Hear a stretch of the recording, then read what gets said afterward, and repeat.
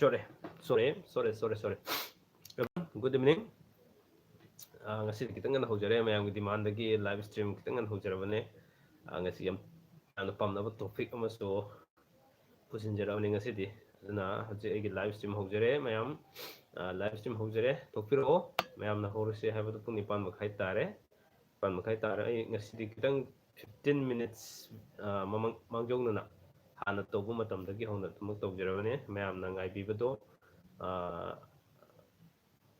horse na mayam na ki kano da message ta thabira ko mayam da gi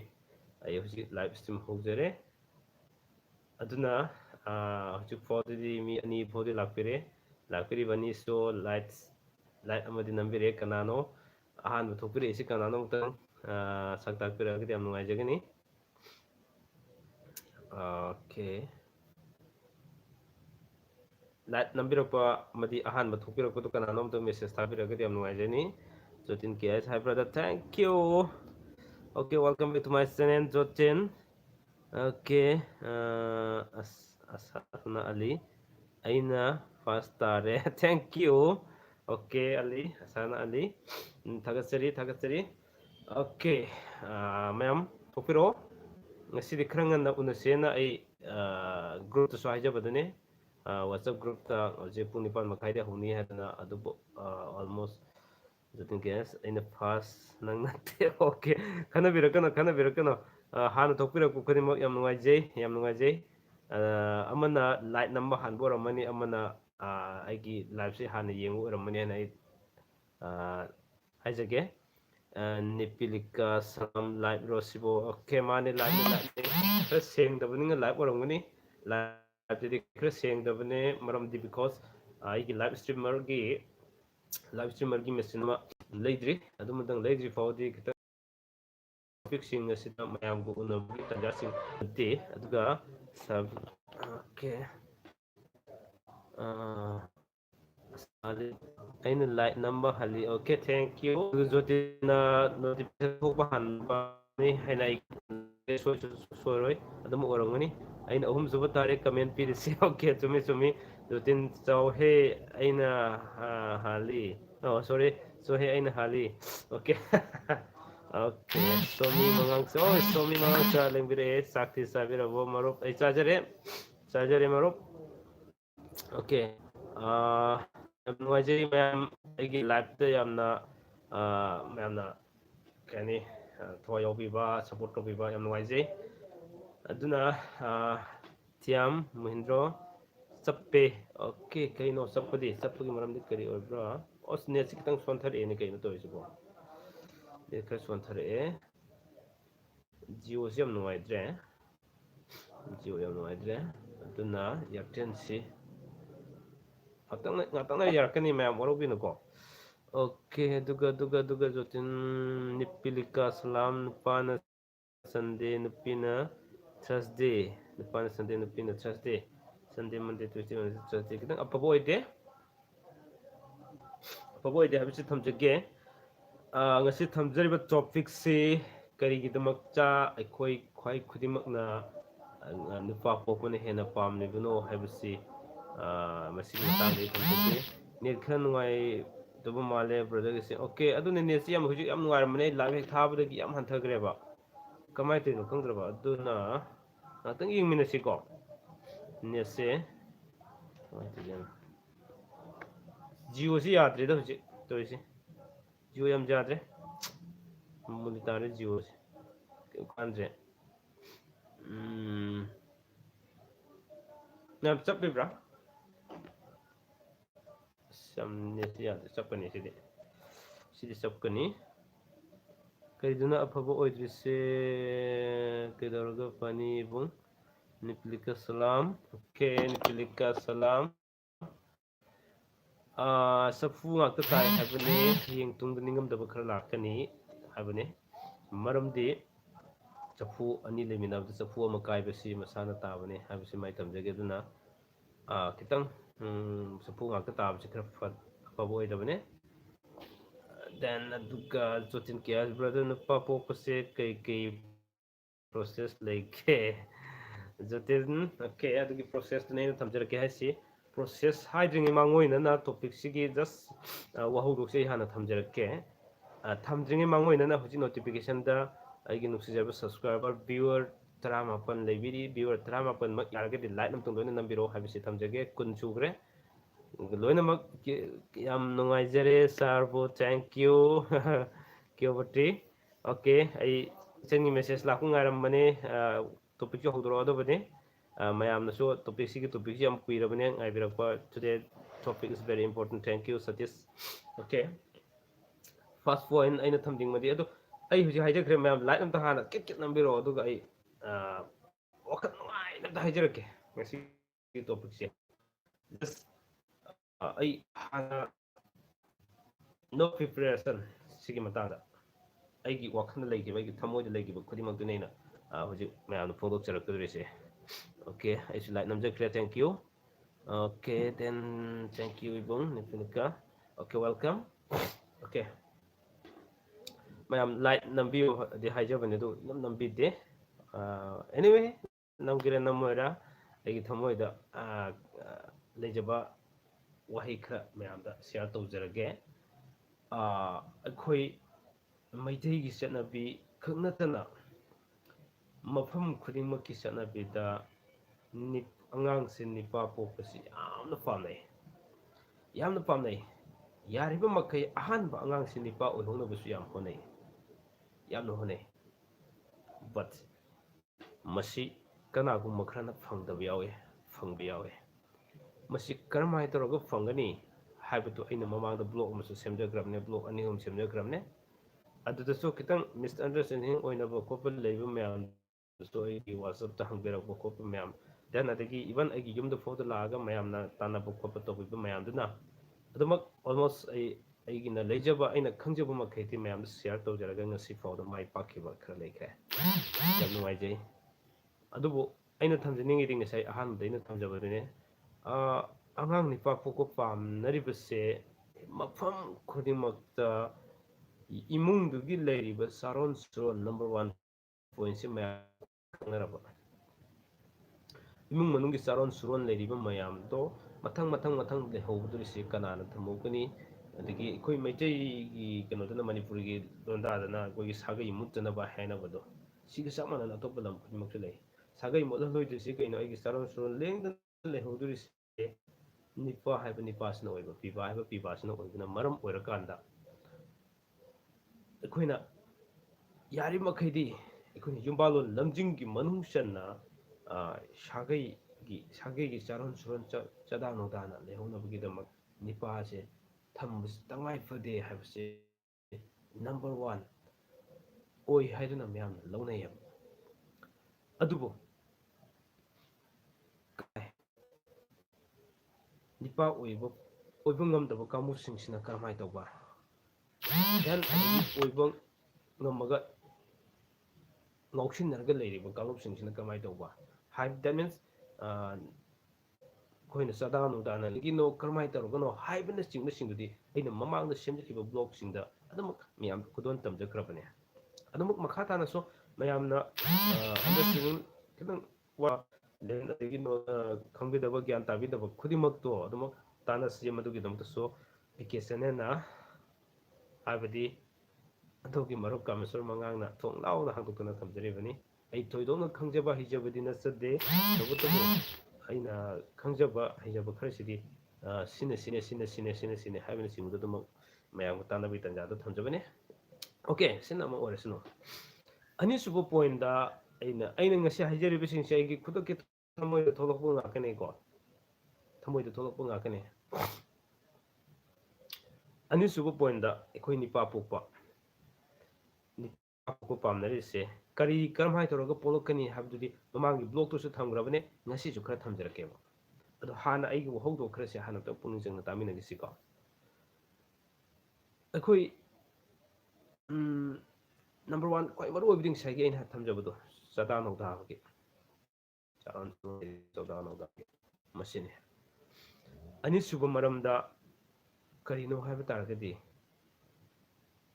ꯑꯩꯒꯤ ꯏꯃꯥ ꯄꯣꯛꯄꯁꯦ ꯏꯆꯥꯁꯤꯡꯒꯤ ꯑꯣꯏꯅꯗꯤ ꯑꯩꯁꯤ ꯃꯄꯥꯅꯤ ꯁꯣꯔꯤ ꯑꯗꯨꯒ ꯑꯩꯅ ꯃꯄꯥ ꯑꯣꯏꯗꯣꯏꯅꯤ ꯃꯥꯁꯦ ꯌꯥꯎꯗ꯭ꯔꯕ ꯅꯨꯄꯤꯁꯤꯗꯤ ꯑꯇꯣꯞꯄꯗ ꯌꯨꯝ ꯄꯥꯟꯈꯤꯗꯣꯏꯅꯦ ꯑꯇꯣꯞꯄ ꯁꯥꯒꯩ ꯑꯣꯜꯂ ꯂꯩꯈꯤꯗꯣꯏꯅꯦ ꯉꯁꯤꯗꯤ ꯁꯥꯒꯩꯁꯤ ꯑꯣꯟꯈꯤ ꯇꯥꯔꯗꯤ ꯏꯚꯟ ꯃꯃꯥ ꯃꯄꯥ ꯐꯥꯎꯗ ꯆꯦꯟꯖ ꯇꯧꯈ꯭ꯔꯦ ꯍꯥꯏꯗꯅ ꯂꯧꯅꯔꯤꯕꯅꯦꯕ ꯃꯈꯣꯏ ꯁꯥꯒꯩ ꯍꯣꯡꯈ꯭ꯔ ꯃꯇꯝꯗꯨꯗ ꯃꯍꯥꯛ ꯆꯠꯈꯤꯕ ꯃꯇꯝꯗ ꯃꯍꯥꯛꯅ ꯂꯩꯔꯣꯏꯗꯕ ꯃꯐꯝꯗ ꯂꯩꯔꯣꯏꯗꯕ ꯃꯐꯝꯁꯤꯗꯤ ꯑꯗꯨꯛꯀꯤ ꯃꯇꯤꯛ ꯃꯍꯥꯛꯀꯤ ꯑꯅꯤꯁꯨꯕ ꯌꯨꯝꯁꯤꯅ ꯅꯨꯄꯤꯒꯤ ꯑꯣꯏꯅꯗꯤ ꯄꯨꯟꯁꯤꯒꯤ ꯑꯣꯏꯕ ꯍꯥꯏꯅꯩ ꯑꯗꯨꯅ ꯍꯥꯏꯔꯤꯕ ꯃꯌꯥꯝꯁꯤꯡꯁꯤꯗꯒꯤ ꯑꯣꯏꯔꯒ ꯑꯩꯈꯣꯏꯕꯨ ꯂꯥꯎꯀꯣꯟꯕꯤꯒꯗꯕ ꯑꯩꯈꯣꯏꯕꯨ ꯁꯦꯟꯅꯕꯤꯒꯗꯕ ꯃꯌꯥꯝꯁꯤꯡꯁꯤꯅ ꯃꯔꯝ ꯑꯣꯏꯔꯒ ꯃꯦꯁꯦꯖ ꯈꯔ ꯂꯥꯛꯑꯦ okay thank you Jotin K ꯑꯥꯏꯁ ꯉꯁꯤꯗꯤ ꯂꯣꯏꯔꯦꯍꯦ ꯀꯔꯤꯅꯣ ꯂꯣꯏꯔꯤꯕ ꯖꯣꯇꯤꯟ ꯑꯣꯀꯦ ꯀꯪꯂꯥꯄꯝ ꯄ꯭ꯔꯦꯃꯤꯂꯥ ꯁꯟꯗꯦꯒ ꯁꯦꯇꯔꯗꯦꯒ ꯀꯅꯥꯅ ꯁꯟꯗꯦꯅꯣ ꯀꯅꯥꯅ ꯁꯦꯇꯔꯗꯦꯅꯣ ꯑꯗꯣ ꯍꯥꯏꯕꯤꯔꯛꯑꯣ ꯅꯦꯠ ꯌꯥꯝ ꯆꯞꯄꯦ ꯑꯣꯀꯦ ꯅꯦꯠ ꯌꯥꯝ ꯆꯞꯄꯦ ꯅꯦꯠ ꯆꯠꯄꯁꯦ ꯑꯩ ꯀꯩꯅꯣꯝ ꯇꯧꯔꯦꯅꯦ ꯅꯦꯠꯁꯤ ꯈꯤꯇꯪ ꯍꯟꯊꯔ ꯀꯩꯗꯧꯔꯝꯅꯣ ꯈꯪꯗꯦ ꯁꯤꯁꯦ ꯑꯩ ꯊꯣꯏꯗꯣꯛꯅ ꯂꯥꯏꯚ ꯊꯥꯗ꯭ꯔꯤꯉꯩ ꯃꯃꯥꯡ ꯌꯥꯝ ꯅꯨꯡꯉꯥꯏꯔꯝꯕꯅꯦꯕ ꯍꯧꯖꯤꯛ ꯀꯃꯥꯏꯅ ꯇꯧꯔꯤꯅꯣ ꯈꯪꯗꯦ ꯖꯤꯑꯣꯁꯦ ꯁꯨꯃꯥꯏꯅ ꯍꯦꯛ ꯇꯧꯋꯤ ꯈꯔ ꯈꯔ ꯃꯁꯤ ꯌꯥꯝ ꯅꯨꯡꯉꯥꯏꯇꯕ ꯑꯃꯅꯦ ꯑꯣꯀꯦ ꯅꯦꯠ ꯆꯞꯄꯒꯤꯔ ꯀꯩꯅꯣ ꯀꯩꯗꯧꯔꯒꯦ ꯕ꯭ꯔꯗꯔ ꯑꯣꯀꯦ ꯅꯨꯡꯉꯥꯏꯇꯦꯗ ꯃꯐꯝ ꯍꯣꯡꯉꯁꯨ ꯑꯣꯏꯔꯕ꯭ꯔꯥ ꯊꯛ ꯊꯛ ꯊꯛ ꯆꯠꯂꯒꯗꯤ ꯑꯩꯅ ꯉꯥꯡꯉꯤꯁꯤꯁꯨ ꯇꯥꯕꯁꯨ ꯅꯨꯡꯉꯥꯏꯔꯝꯃꯣꯏ ꯌꯦꯡꯕꯁꯨ ꯅꯨꯡꯉꯥꯏꯔꯝꯃꯣꯏ ꯑꯗꯨꯅ ꯃꯌꯥꯝꯗ ꯌꯥꯝ ꯅꯨꯡꯉꯥꯏꯇꯕ ꯀꯩꯅꯣꯝ ꯂꯩꯕꯤꯔꯝꯒꯗꯕ ꯃꯥꯜꯂꯦ ꯀ꯭ꯂꯥꯁ ꯑꯅꯤꯈꯛ ꯀꯥꯕ ꯅꯦꯠ ꯆꯞꯄꯤ ꯍꯥꯏꯕ꯭ꯔꯥ ꯑꯃꯨꯛꯇꯪ ꯍꯥꯏꯕꯤꯔꯛꯑꯣ ꯑꯣꯀꯦ ꯃꯤ ꯇꯥꯕ ꯂꯥꯏꯔꯤꯛ ꯇꯥꯕꯗꯣ ꯑꯗꯨꯒꯤ ꯇꯣꯉꯥꯟꯅ ꯅꯣꯡ ꯑꯃ ꯊꯝꯕꯗ ꯑꯩ ꯄꯥꯝꯖꯩ ꯅꯦꯠ ꯌꯥꯗꯦ ꯄꯠ ꯄꯠ ꯇꯠꯂꯦ ꯁꯟ ꯑꯗꯨꯅꯦ ꯑꯩꯁꯨ ꯈꯟꯖꯔꯤꯁꯤ ꯅꯦꯠꯁꯦ ꯑꯗꯣ ꯃꯤꯠ ꯇꯥꯕ ꯂꯥꯏ ꯇꯥꯕꯒꯤ ꯏꯂꯤꯊꯤꯌꯥꯝ ꯑꯣꯀꯦ ꯏꯂꯤꯊꯤꯌꯥꯝ ꯃꯤ ꯃꯇꯝꯗ ꯂꯥꯏꯅ ꯃꯤ ꯆꯥꯅꯤꯡꯉꯦ ꯂꯥꯏꯅ ꯈꯨꯗꯨꯝ ꯆꯟꯅꯤꯡꯕꯒꯤ ꯀꯩꯗꯧꯔꯝꯅꯣ ꯈꯪꯗꯦꯅꯦ ꯑꯁꯤꯕꯨ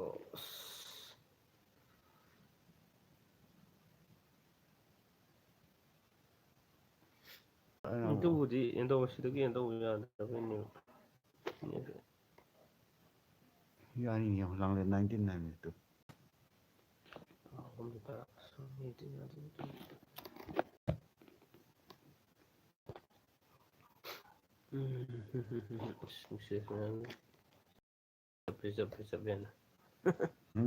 ꯃꯦꯁꯦꯖ ꯃꯌꯥꯝꯁꯤ ꯑꯣꯏꯕ Kari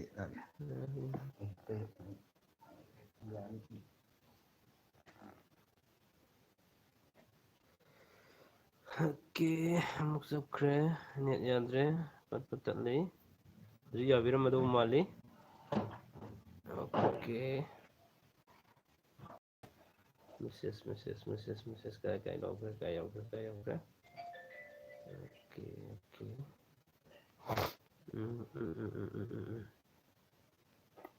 ꯌꯦꯡꯕ ꯅꯨꯡꯉꯥꯏꯇꯔꯦ ꯅꯦꯠ ꯌꯥꯗꯕꯅꯤꯅ ꯅꯨꯡꯉꯥꯏꯔꯅꯤ ꯊꯣꯛꯄꯤꯔꯛꯑꯣ ꯑꯣꯀꯦ ꯇꯧꯕ ꯑꯣꯀꯦ ꯌꯥꯕ꯭ꯔꯥ ꯌꯦꯡꯉꯣ ꯑꯣꯀꯦ ꯌꯦꯡꯖꯔꯦ ꯅꯦꯠ ꯌꯥꯗ꯭ꯔꯦ ꯃꯐꯝ ꯍꯣꯡꯕ ꯑꯣꯀꯦ ꯂꯣꯏꯔꯦ ꯅꯦꯠꯁꯤꯗꯤ ꯍꯥꯏꯕ ꯃꯌꯥꯝꯁꯤꯅ ꯂꯣꯏꯔꯦ ꯏꯀꯥꯏꯕ ꯑꯃ ꯌꯥꯎꯔꯦ ꯑꯁ ꯂꯣꯏꯔꯦꯍꯦ ꯉꯁꯤꯗꯤ ꯅꯦꯠꯁꯤꯗꯤ ꯅꯨꯄꯥꯅ ꯊꯥꯡꯖ ꯅꯨꯄꯤꯅ ꯍꯟꯖꯤꯜꯂꯤꯁꯦ ꯅꯪꯒꯤ ꯄꯦꯅꯥꯁꯤ ꯁꯨꯀꯤ ꯉꯁꯤ ꯑꯅꯤꯁꯤ ꯄꯨꯝꯅꯃꯛ ꯒ꯭ꯔꯨꯞꯇ ꯍꯥꯏꯕꯤꯔꯛꯑꯣ ꯌꯥꯗ꯭ꯔꯦ ꯗꯥꯎ ꯌꯥꯗꯦ ꯅꯦꯠ ꯑꯣꯀꯦ ꯂꯣꯛꯄꯗ ꯁꯦꯗ ꯀꯔꯝꯕ ꯀꯃꯦꯟꯅꯣ ꯑꯩꯁꯤꯕꯨ ꯑꯣꯀꯦ ꯌꯥꯗꯦ ꯍꯧꯖꯤꯛꯁꯨ ꯆꯞꯂꯤꯕ꯭ꯔꯥ ꯃꯌꯥꯝ ꯆꯞꯂꯤꯕ꯭ꯔꯥ ꯑꯝꯇ ꯍꯥꯏꯕꯤꯔꯛꯑꯣ ꯆꯞꯄꯒꯗꯤ ꯒ꯭ꯌꯥꯟ ꯇꯥꯗ꯭ꯔꯦ ꯆꯞꯇ꯭ꯔꯦ ꯑꯣꯀꯦ ꯊꯦꯡꯛ ꯌꯨ ꯅꯨꯡꯉꯥꯏꯖꯔꯦ ꯑꯣꯀꯦ ꯀꯩ ꯇꯥꯟꯅꯁꯤꯒꯦ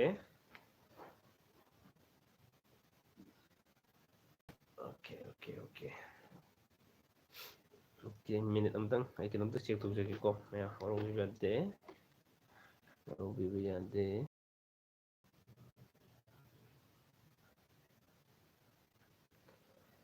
okay ngasi mayam kitang pian wala mani noramda bumandre ngasi nomu minasi mayam adubu yam kana hona jaduna hujik khara yabaki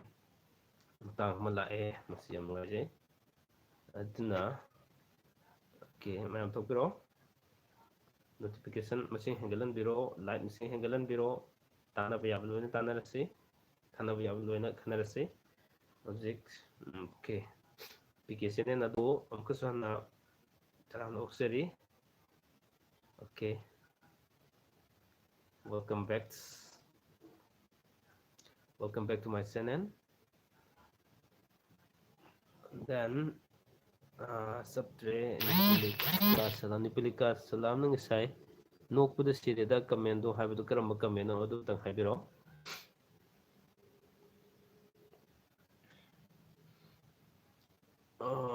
subtre like namjakre thank you kyo bache akhoi ai karigi pamnarino haibadu singdo ai amu repeat tawjaroroge nga taba ising taba haise kamaina khangani okay adu tongana lase topic keno duma nga taba ising taba mai taba adu taba haibadu mati tongana numit ama thamase hakchang khara nungai birabro naba fanaba isurda niba yauribani pikebo thank you thank you Novi lemizum okay thank you very much thank you so much dana chandu tamon okay na biro okay ay naba fadana thabeng khang yam chukre low yaikhre naraba faraba matungda then fau kaida fau ga hapchin dana ngarang se yam tokre adana almost ay tofum thokpa duty tokre adana ngarang su live thajarabane aidi ngasi nong kala ga live se thasira khanjarabane mayam gi dima habidi mayamna live thabidaba yate na yam kana haibiraku mayamda aisi tumile thupung ngamdabadagi 8:45 p.m. da thagi toramado 8:30 p.m. da minute tara manga ngang khacharaga mayam apang mai matung ni ai thajabane adu laibak thibadi marakta kitang ikoi gap habidi net ki problem khar laibadagi kitang matiam interrupt tawjagre masigi damakta ngakpi gani to mayamna nungai bidriba khudimak to aigi thamoi da so hena damak loina pale adu matang ni khanbiraga simati sigumba kanse ko net ki thabak nina ngak sigumba kano sidi apan mak sidi khara sim yor ko sai sidi nuti mak yobuna tamnina nong phato yor ko sidi kesunate haina khanbiri haraga miyeng tabiri basingna amuka sana mai onsin biri ba kodi mak taram oksari application na amati aigi anabu to na panabugi dama isorta khurumbi kiba singbusu amati naubi lemizumusu tagasaba phongdoksari tasengna aina mamangda Chinese chat ama thamjakibado si fawbugi oinati application na thamjakraba matungda nupa pokpa nupi pokpa dugi matangda madudagi yam kana phangkiba kaya ama ikoida message thabirakpa kaya amasu laikre hariba singdo akhona video oinasu lawjaraga mathang manaw naina mi khara yame harakanda mai pakko mayam singdo masa masagi comment su lawre kanda akhona blog se semjarakina bi tanja to lawjage adu makha tana su sida Chinese chat sida yengbada confuse leiba ko sing kya hangbirak kya so tumak ai yari makedi ayamba loina hijakrabani then when you say the focus semo lui habse sumbro matam pungsing gi suma kapole ada dudari to ko lui habidi yade magi pokbi timing to chungragadi kesu leibane te adu gumasing do adu ayamba almost karate chum tawgale habse thamjage duga ina sigi Chinese chat nama nahan mamangda ina thamjakibado sigi chat se mayam ubiramagani yes okay yeah ꯁꯤꯒꯤ ꯆꯥꯠꯁꯦ ꯁꯤꯗꯒꯤ ꯑꯩꯈꯣꯏꯅ ꯀꯅꯥꯒꯨꯝꯕ ꯈꯔꯅ ꯅꯨꯄꯥ ꯉꯥꯛꯇ ꯄꯣꯛꯄ ꯈꯔꯅ ꯅꯨꯄꯤ ꯄꯣꯛꯄ ꯄꯥꯝꯕ ꯑꯗꯒꯤ ꯅꯨꯄꯤ ꯄꯣꯛꯄ ꯅꯨꯄꯤ ꯉꯥꯛꯇ ꯄꯣꯛꯄꯁꯤꯡꯁꯤꯅ ꯅꯨꯄꯥ ꯄꯣꯛꯄ ꯑꯃꯗꯤ ꯑꯉꯥꯡ ꯀꯔꯤꯝꯇ ꯄꯣꯛꯇ꯭ꯔꯤꯉꯩꯁꯤꯗꯅ ꯅꯨꯄꯥ ꯄꯣꯛꯄ ꯄꯥꯝꯕ ꯃꯁꯤꯗꯤ ꯍꯧꯅꯁꯥꯅꯤ ꯖꯒꯥ ꯈꯨꯗꯤꯡꯃꯛꯀꯤ ꯂꯣꯏꯅ ꯆꯠꯅꯕ ꯂꯣꯟꯆꯠꯅꯤ ꯑꯗꯨꯅ ꯑꯩꯈꯣꯏꯅ ꯈ꯭ꯋꯥꯏꯗꯒꯤ ꯃꯔꯨ ꯑꯣꯏꯔꯤꯁꯦ ꯅꯨꯄꯥ ꯄꯣꯛꯄ ꯅꯨꯄꯤ ꯄꯣꯛꯄꯒꯤ ꯀꯩꯅꯣꯁꯤꯗ ꯆꯥꯏꯅꯤꯁ ꯆꯥꯔꯠꯁꯤꯗ ꯄꯤꯔꯤꯕ ꯃꯑꯣꯡ ꯃꯇꯧꯁꯤꯡꯁꯤꯁꯨ ꯑꯩꯈꯣꯏꯅ ꯌꯥꯝ ꯈꯪꯖꯤꯟꯕꯗ ꯀꯥꯟꯅꯒꯗꯕ ꯃꯁꯤꯒꯤ ꯃꯅꯨꯡꯁꯤꯗ ꯈ꯭ꯋꯥꯏꯗꯒꯤ ꯐꯔꯤꯁꯦ ꯈ꯭ꯋꯥꯏꯗꯒꯤ ꯑꯩꯈꯣꯏꯅ ꯈꯪꯖꯤꯟꯕ ꯇꯉꯥꯏ ꯐꯗ꯭ꯔꯤꯁꯤ ꯀꯩꯅꯣ ꯍꯥꯏꯔꯒꯗꯤ ꯆꯍꯤꯁꯤ ꯏꯁꯥꯒꯤ ꯆꯍꯤ ꯍꯣꯠꯄꯁꯤ ꯌꯥꯝ ꯆꯨꯝꯗꯕ ꯌꯥꯗꯕ ꯑꯃ ꯂꯩ ꯑꯗꯨꯅ ꯏꯁꯥꯒꯤ ꯆꯍꯤ ꯍꯣꯠꯄꯁꯦ ꯌꯥꯔꯤꯕ ꯃꯈꯩꯗꯤ ꯃꯄꯨꯡ ꯐꯥꯅ ꯐꯖꯅ ꯆꯦꯛꯁꯤꯟꯅ ꯁꯣꯏꯗꯅꯕ ꯆꯍꯤ ꯍꯣꯠꯄꯤꯕꯁꯤ ꯌꯥꯝ ꯇꯉꯥꯏ ꯐꯗꯦ ꯍꯥꯏꯕꯁꯤꯃ ꯑꯩ ꯊꯝꯖꯒꯦ ꯑꯗꯨꯅ ꯆꯍꯤꯁꯤ ꯌꯦꯡꯕꯤꯔꯦ ꯍꯥꯏꯔꯒ ꯑꯩꯅ ꯆꯥꯔꯠꯇꯨꯗ ꯅꯍꯥꯟ ꯇꯥꯛꯆꯈꯤꯕꯗꯨꯅꯦ ꯃꯁꯤ ꯃꯌꯥꯝꯅ ꯌꯥꯝ ꯀꯟꯅ ꯍꯪꯕꯤꯔꯛꯄꯗꯒꯤꯅꯤ ꯉꯁꯤ ꯑꯩꯅ ꯁꯤꯒꯤ ꯇꯣꯄꯤꯛꯁꯦ ꯂꯧꯈꯠꯆꯔꯤꯁꯤꯀꯣ ꯑꯣꯜꯃꯣꯁ ꯃꯌꯥꯝꯅ ꯅꯨꯄꯥ ꯄꯣꯛꯄ ꯌꯥꯝ ꯄꯥꯝꯅꯩ ꯈꯪꯉꯤ ꯑꯗꯒꯤ ꯅꯨꯄꯤ ꯄꯣꯛꯄꯁꯨ ꯄꯥꯝꯅꯕ ꯂꯩ ꯑꯗꯨ ꯍꯥꯏꯔꯤꯕ ꯈꯨꯗꯤꯡꯃꯛꯇꯣ ꯅꯨꯄꯥ ꯄꯣꯛꯄꯅ ꯀꯔꯝ ꯍꯥꯏꯅ ꯅꯨꯄꯤ ꯄꯣꯛꯄꯅ ꯀꯔꯝꯅ ꯍꯥꯏꯕꯅꯆꯤꯡꯕꯗꯣ ꯑꯗꯨ ꯆꯥꯏꯅꯤꯁ ꯆꯥꯔꯠꯁꯤꯗꯒꯤ ꯌꯦꯡꯂꯀꯥꯟꯗ ꯑꯩꯈꯣꯏꯅ ꯃꯄꯨꯡ ꯐꯥꯅ ꯈꯪꯃꯤꯟꯅꯕꯒꯤ ꯇꯥꯏꯃꯤꯡ ꯑꯃ ꯂꯩꯕ ꯗꯦꯟ ꯑꯥꯐꯇꯔ ꯑꯣꯜ ꯑꯗꯨꯒꯤ ꯃꯇꯨꯡꯗꯁꯨ ꯑꯃꯨꯛꯀ ꯑꯩꯈꯣꯏꯅ ꯑꯣꯀꯦ ꯃꯃꯤ ꯄꯤꯛꯆꯔ ꯍꯥꯏ ꯕ꯭ꯔꯗꯔ ꯑꯣꯀꯦ ꯃꯃꯤ picture welcome back to my channel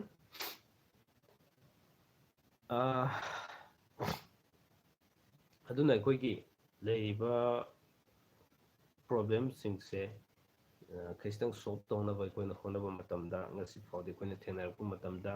Chinese ꯆꯥꯔꯠꯀꯤ ꯑꯣꯏꯅ ꯃꯃꯤꯡꯗ ꯇ꯭ꯔꯥꯏ ꯕꯣꯏꯁ ꯑꯣꯔ ꯒꯔꯜ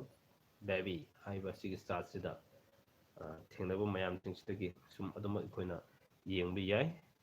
ꯅꯨꯡꯇꯤꯒꯤ ꯁꯟꯗꯣꯛꯄꯤꯌꯨ ꯇꯥꯕꯗ ꯌꯥꯝ ꯅꯨꯡꯉꯥꯏ ꯅꯨꯡꯇꯤꯒꯤ ꯌꯦꯡꯖꯩ thank you okay I'll try my best level ꯍꯣꯠꯅꯖꯔꯛꯀꯦ ꯑꯩꯅ ꯅꯨꯡꯇꯤꯒꯤ ꯇꯧꯒꯅꯤ ꯍꯥꯏꯔꯨꯔꯒ ꯑꯩꯈꯣꯏꯅ ꯅꯨꯃꯤꯗꯥꯡꯒꯤ ꯃꯇꯝꯗ ꯑꯩꯒꯤ ꯊꯕꯛ ꯂꯥꯛꯄ ꯈꯣꯠꯄ ꯃꯇꯝꯗ ꯉꯝꯈꯤꯗꯕ ꯇꯥꯔꯒꯗꯤ ꯃꯌꯥꯝꯅ ꯑꯃꯨꯛ ꯃꯗꯨꯒꯤ ꯍꯣꯏ ꯑꯗꯨꯁꯨ ꯈꯨꯗꯛꯀꯤ ꯑꯗꯨꯝ ꯄꯥꯎ ꯐꯥꯎꯅꯔꯒ ꯌꯥꯕ ꯉꯥꯛꯇꯅꯦ ꯅꯦꯠꯁꯦ ꯁ꯭ꯂꯣ ꯆꯠꯂꯦ ꯑꯣ ꯍꯧꯖꯤꯛꯁꯨ ꯁ꯭ꯂꯣ ꯆꯠꯄꯤꯔꯤꯕ꯭ꯔꯥ ꯍꯧꯖꯤꯛꯇꯤ ꯆꯠꯂꯝꯒꯗꯕꯗꯤ ꯃꯥꯟꯗꯦꯗ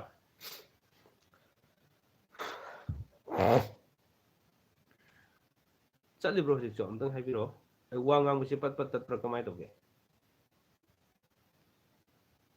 ꯉꯁꯤꯁꯤ ꯅꯦꯠ ꯀꯩꯅꯣꯁꯦ ꯗꯇꯥꯁꯦ ꯂꯣꯏ ꯏꯟꯊꯝꯈ꯭ꯔꯕ ꯀꯩꯅꯣꯝ ꯇꯧꯔꯦ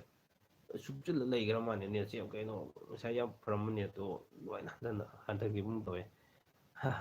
ꯑꯗꯨꯅ ꯃꯣꯏꯁꯨ ꯏꯪꯊꯝꯊꯥꯒꯤ ꯏꯪꯕꯁꯤꯗ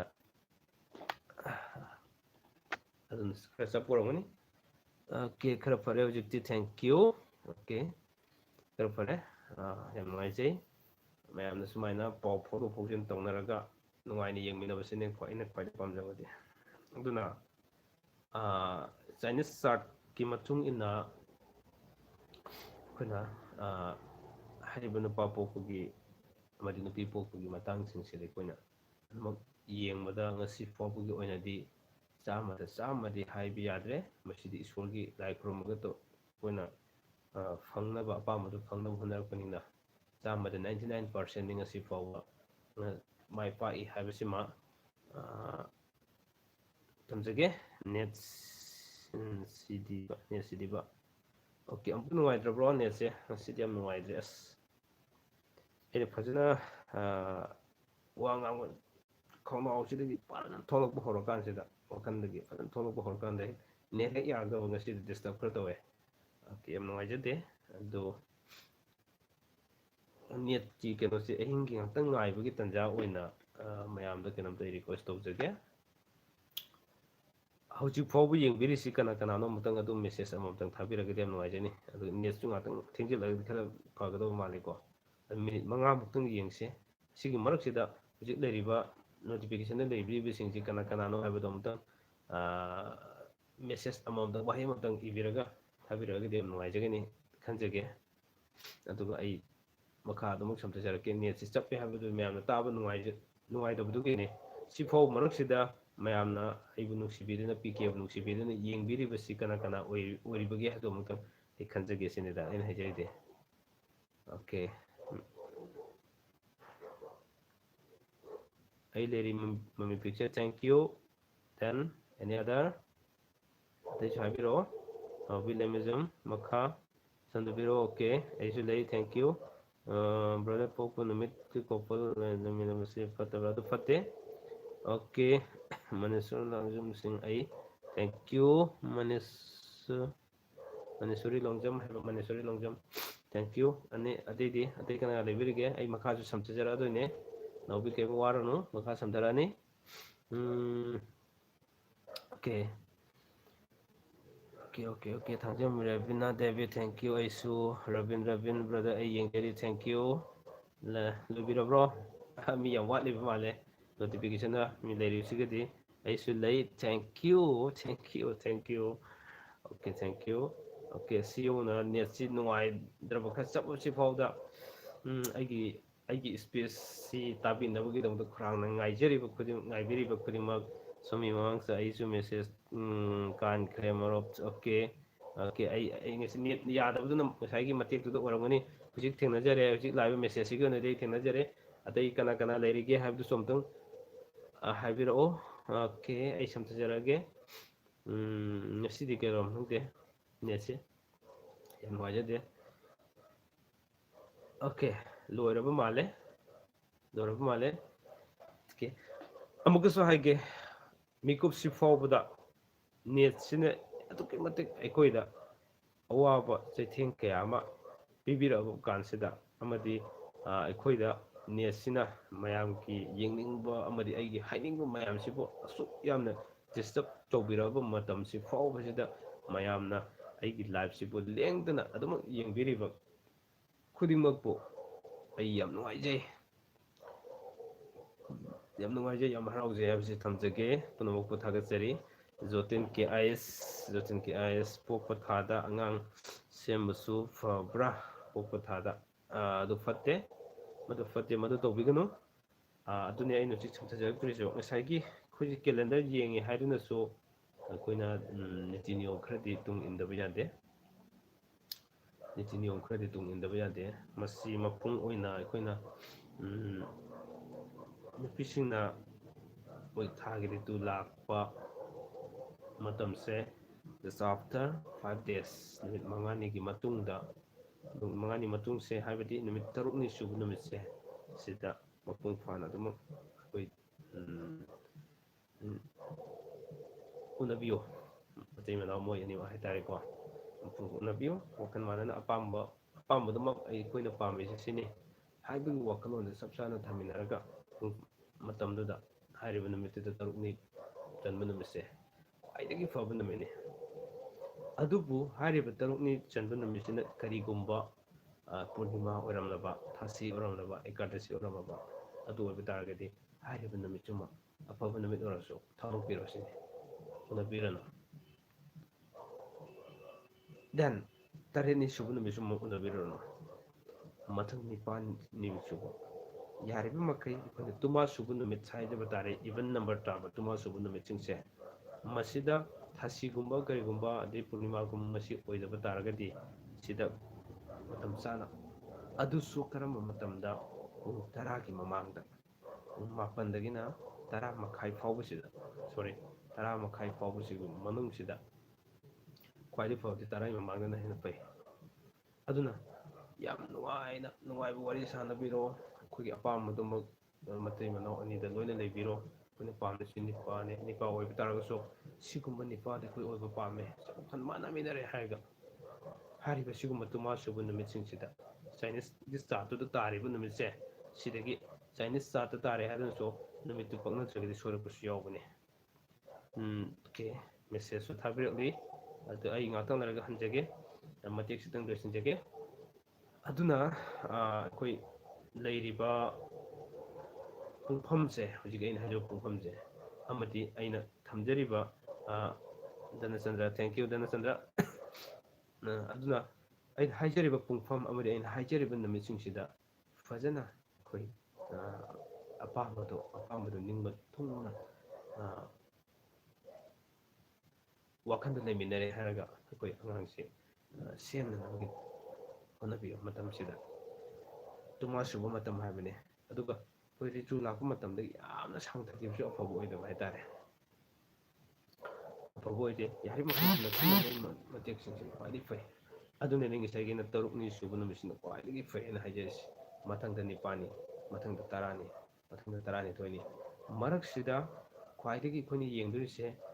ꯅꯨꯄꯥ ꯑꯃꯗꯤ ꯅꯨꯄꯤꯗꯨꯒꯤ ꯃꯄꯣꯛ ꯅꯨꯃꯤꯠ ꯇꯥꯕ꯭ꯔꯥ ꯄꯨꯔꯅꯤꯃꯥ ꯇꯥꯕ꯭ꯔꯥ ꯗꯦꯟ ꯑꯗꯒꯤ ꯊꯥꯁꯤ ꯑꯦꯀꯥꯗꯁꯤ ꯇꯥꯕ꯭ꯔꯥ ꯍꯥꯏꯔꯤꯕꯁꯤꯡꯁꯤ ꯌꯦꯡꯕꯤꯌꯨ ꯃꯁꯤꯁꯤꯡꯁꯤ ꯍꯦꯛ ꯇꯥꯕꯤꯔꯝꯕ ꯇꯥꯔꯒꯗꯤ ꯑꯃꯨꯛ ꯌꯥꯗ꯭ꯔꯦ ꯑꯐꯕ ꯑꯣꯏꯗ꯭ꯔꯦ ꯃꯊꯪꯒꯤ ꯅꯦꯛꯁ ꯇꯨꯃꯥꯁꯨꯕ ꯅꯨꯃꯤꯠ ꯑꯃ ꯉꯥꯏꯕꯤꯌꯨ ꯁꯤꯅꯤ ꯅꯤꯄꯥ ꯐꯪꯅꯕꯒꯤꯗꯃꯛꯇꯅꯤꯀꯣ ꯍꯥꯏꯖꯔꯤꯁꯦ ꯑꯗꯨꯒ ꯑꯃꯨꯛ ꯏꯄꯣꯛ ꯅꯨꯃꯤꯠ ꯍꯥꯏꯕ ꯇꯥꯔꯦ ꯃꯃꯥ ꯃꯄꯥ ꯑꯅꯤꯁꯤꯒꯤ ꯃꯄꯣꯛ ꯅꯨꯃꯤꯠ ꯁꯤꯗ ꯇꯥꯕ ꯇꯥꯔꯒꯁꯨ ꯃꯊꯪꯒꯤꯗ ꯌꯦꯡꯕꯤꯔꯣ ꯑꯗꯒꯤ ꯃꯃꯥꯒ ꯃꯄꯥꯒ ꯃꯄꯣꯛ ꯅꯨꯃꯤꯠ ꯑꯅꯤꯁꯤꯒꯤ ꯃꯔꯛꯇꯒ ꯇꯥꯔꯒ ꯑꯐꯕ ꯅꯨꯃꯤꯠꯇꯨ ꯇꯥꯔꯕ 6ꯅꯤꯒꯨꯝꯕ ꯇꯥꯔꯕ ꯌꯥꯝꯅ ꯐꯕ ꯑꯣꯏꯔꯦ ꯑꯗꯨꯗꯤ ꯌꯥꯝꯅ ꯐꯕ ꯑꯣꯏꯔꯦ ꯑꯗꯨꯅ ꯃꯁꯤ ꯑꯩꯈꯣꯏꯅ ꯇꯉꯥꯏ ꯐꯗꯅ ꯈꯪꯗꯕ ꯌꯥꯗ꯭ꯔꯕ ꯑꯃ ꯑꯣꯏ ꯑꯗꯨꯅ ꯌꯥꯔꯤꯕ ꯃꯈꯩꯗꯤ ꯑꯩꯈꯣꯏꯒꯤ ꯑꯄꯥꯝꯕꯁꯦ ꯀꯔꯤꯅꯣ ꯍꯥꯏꯕꯁꯤ ꯐꯨꯜꯐꯤꯜ ꯐꯖꯅ ꯑꯣꯏꯃꯤꯟꯅꯕ ꯌꯥꯝ ꯗꯔꯀꯥꯔ ꯂꯩ ꯑꯗꯨꯒ ꯄꯥꯝꯂꯤꯕ ꯄꯣꯠꯁꯛꯁꯤꯡ ꯑꯗꯨꯒ ꯉꯁꯥꯏꯒꯤ ꯑꯩꯅ ꯇꯨꯃꯥ ꯁꯨꯗꯕꯁꯦ ꯁꯄꯣꯁ 5 8 ꯀꯣ 5 8 ꯗꯦꯟ 5ꯁꯤꯗꯤ ꯀꯥ ꯍꯦꯟꯅꯗꯤ ꯑꯐꯕ ꯑꯣꯏ 8ꯇꯒꯤ ꯍꯧꯕꯤꯌꯣ ꯅꯨꯄꯤꯒꯤꯗꯃꯛꯇ ꯍꯥꯏꯇꯥꯔꯦꯀꯣ ꯁꯤ ꯑꯩꯈꯣꯏꯅ ꯀꯦꯂꯦꯟꯗꯔꯁꯤ ꯌꯦꯡꯉꯦ ꯍꯥꯏꯔꯒ ꯀꯦꯂꯦꯟꯗꯔ ꯅꯨꯄꯤ ꯇꯥꯕ ꯃꯇꯝꯗ ꯌꯦꯡꯉꯦ ꯍꯥꯏꯔꯒ ꯁꯤꯒꯤ ꯑꯃꯨꯛ ꯑꯩꯈꯣꯏꯅ ꯅꯨꯃꯤꯠ ꯃꯁꯤꯡꯗꯨ ꯊꯤꯔꯛꯑꯦ ꯍꯥꯏꯔꯒ ꯇꯧꯕꯤꯒꯗꯕꯅꯤ 8 9 11 ꯁꯨꯝꯅ ꯑꯩꯈꯣꯏ ꯑꯣꯠ ꯅꯝꯕꯔ ꯇꯥꯕꯁꯤꯡꯁꯤꯗ ꯌꯦꯡꯕꯤꯒꯗꯕ ꯑꯗꯣ ꯉꯁꯥꯏ ꯃꯦꯁꯦꯖ ꯑꯃ ꯂꯥꯛꯈꯤꯕꯅꯦ ꯑꯝꯇ ꯂꯧꯈꯠꯆꯒꯦ ꯌꯧꯈꯤꯗꯣꯔꯦ ꯄ꯭ꯔꯤꯌꯥ ꯌꯨꯝꯅꯥꯡꯒꯤꯁꯦ ꯅꯨꯄꯤꯅ ꯇ꯭ꯌꯨꯁꯗꯦ ꯅꯨꯄꯥꯅ ꯁꯟꯗꯦ ꯍꯥꯏꯕꯅꯤ ꯁꯟꯗꯦ ꯃꯟꯗꯦ ꯇ꯭ꯌꯨꯁꯗꯦ ꯑꯐꯕ ꯑꯣꯏꯗꯦ ꯂꯥꯏꯠꯁꯨ ꯈꯔ ꯇꯧꯕꯤꯌꯣ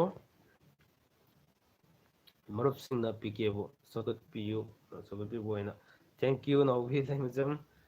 ꯑꯩꯗꯤ ꯏꯀꯥꯏꯖꯗꯅ ꯑꯩ ꯍꯥꯏꯖꯔꯔꯣꯏ ꯂꯩꯕꯅꯦ ꯑꯗꯨ ꯁꯨꯃꯥꯏꯅ ꯑꯩꯈꯣꯏ ꯃꯁꯦꯟ ꯋꯥꯈꯜ ꯃꯥꯟꯅꯅ ꯍꯥꯏꯕꯤꯔꯛꯄ ꯐꯣꯡꯗꯣꯛꯄꯤꯔꯛꯄ ꯑꯩ ꯌꯥꯝ ꯅꯨꯡꯉꯥꯏꯖꯩ ꯅꯥꯎꯕꯤ ꯂꯩꯃꯖꯝ ꯌꯥꯝ ꯅꯨꯡꯉꯥꯏꯖꯩ ꯑꯗꯨ ꯃꯌꯥꯝꯒꯤ ꯁꯄꯣꯔꯠ ꯂꯩꯔꯤꯕ ꯃꯈꯩ ꯑꯩ ꯃꯌꯥꯝꯒꯤꯗꯃꯛ ꯍꯤꯡꯖꯒꯅꯤ ꯍꯥꯏꯕꯁꯤꯃ ꯑꯩ ꯊꯝꯖꯒꯦ ꯑꯩ ꯃꯃꯥꯡꯗꯁꯨ ꯊꯝꯖꯕꯅꯤ ꯑꯗꯨꯅ ꯃꯇꯝ ꯈꯨꯗꯤꯡꯃꯛꯇ ꯁꯄꯣꯔꯠ ꯇꯧꯕꯤꯌꯨ ꯍꯧꯖꯤꯛꯇꯤ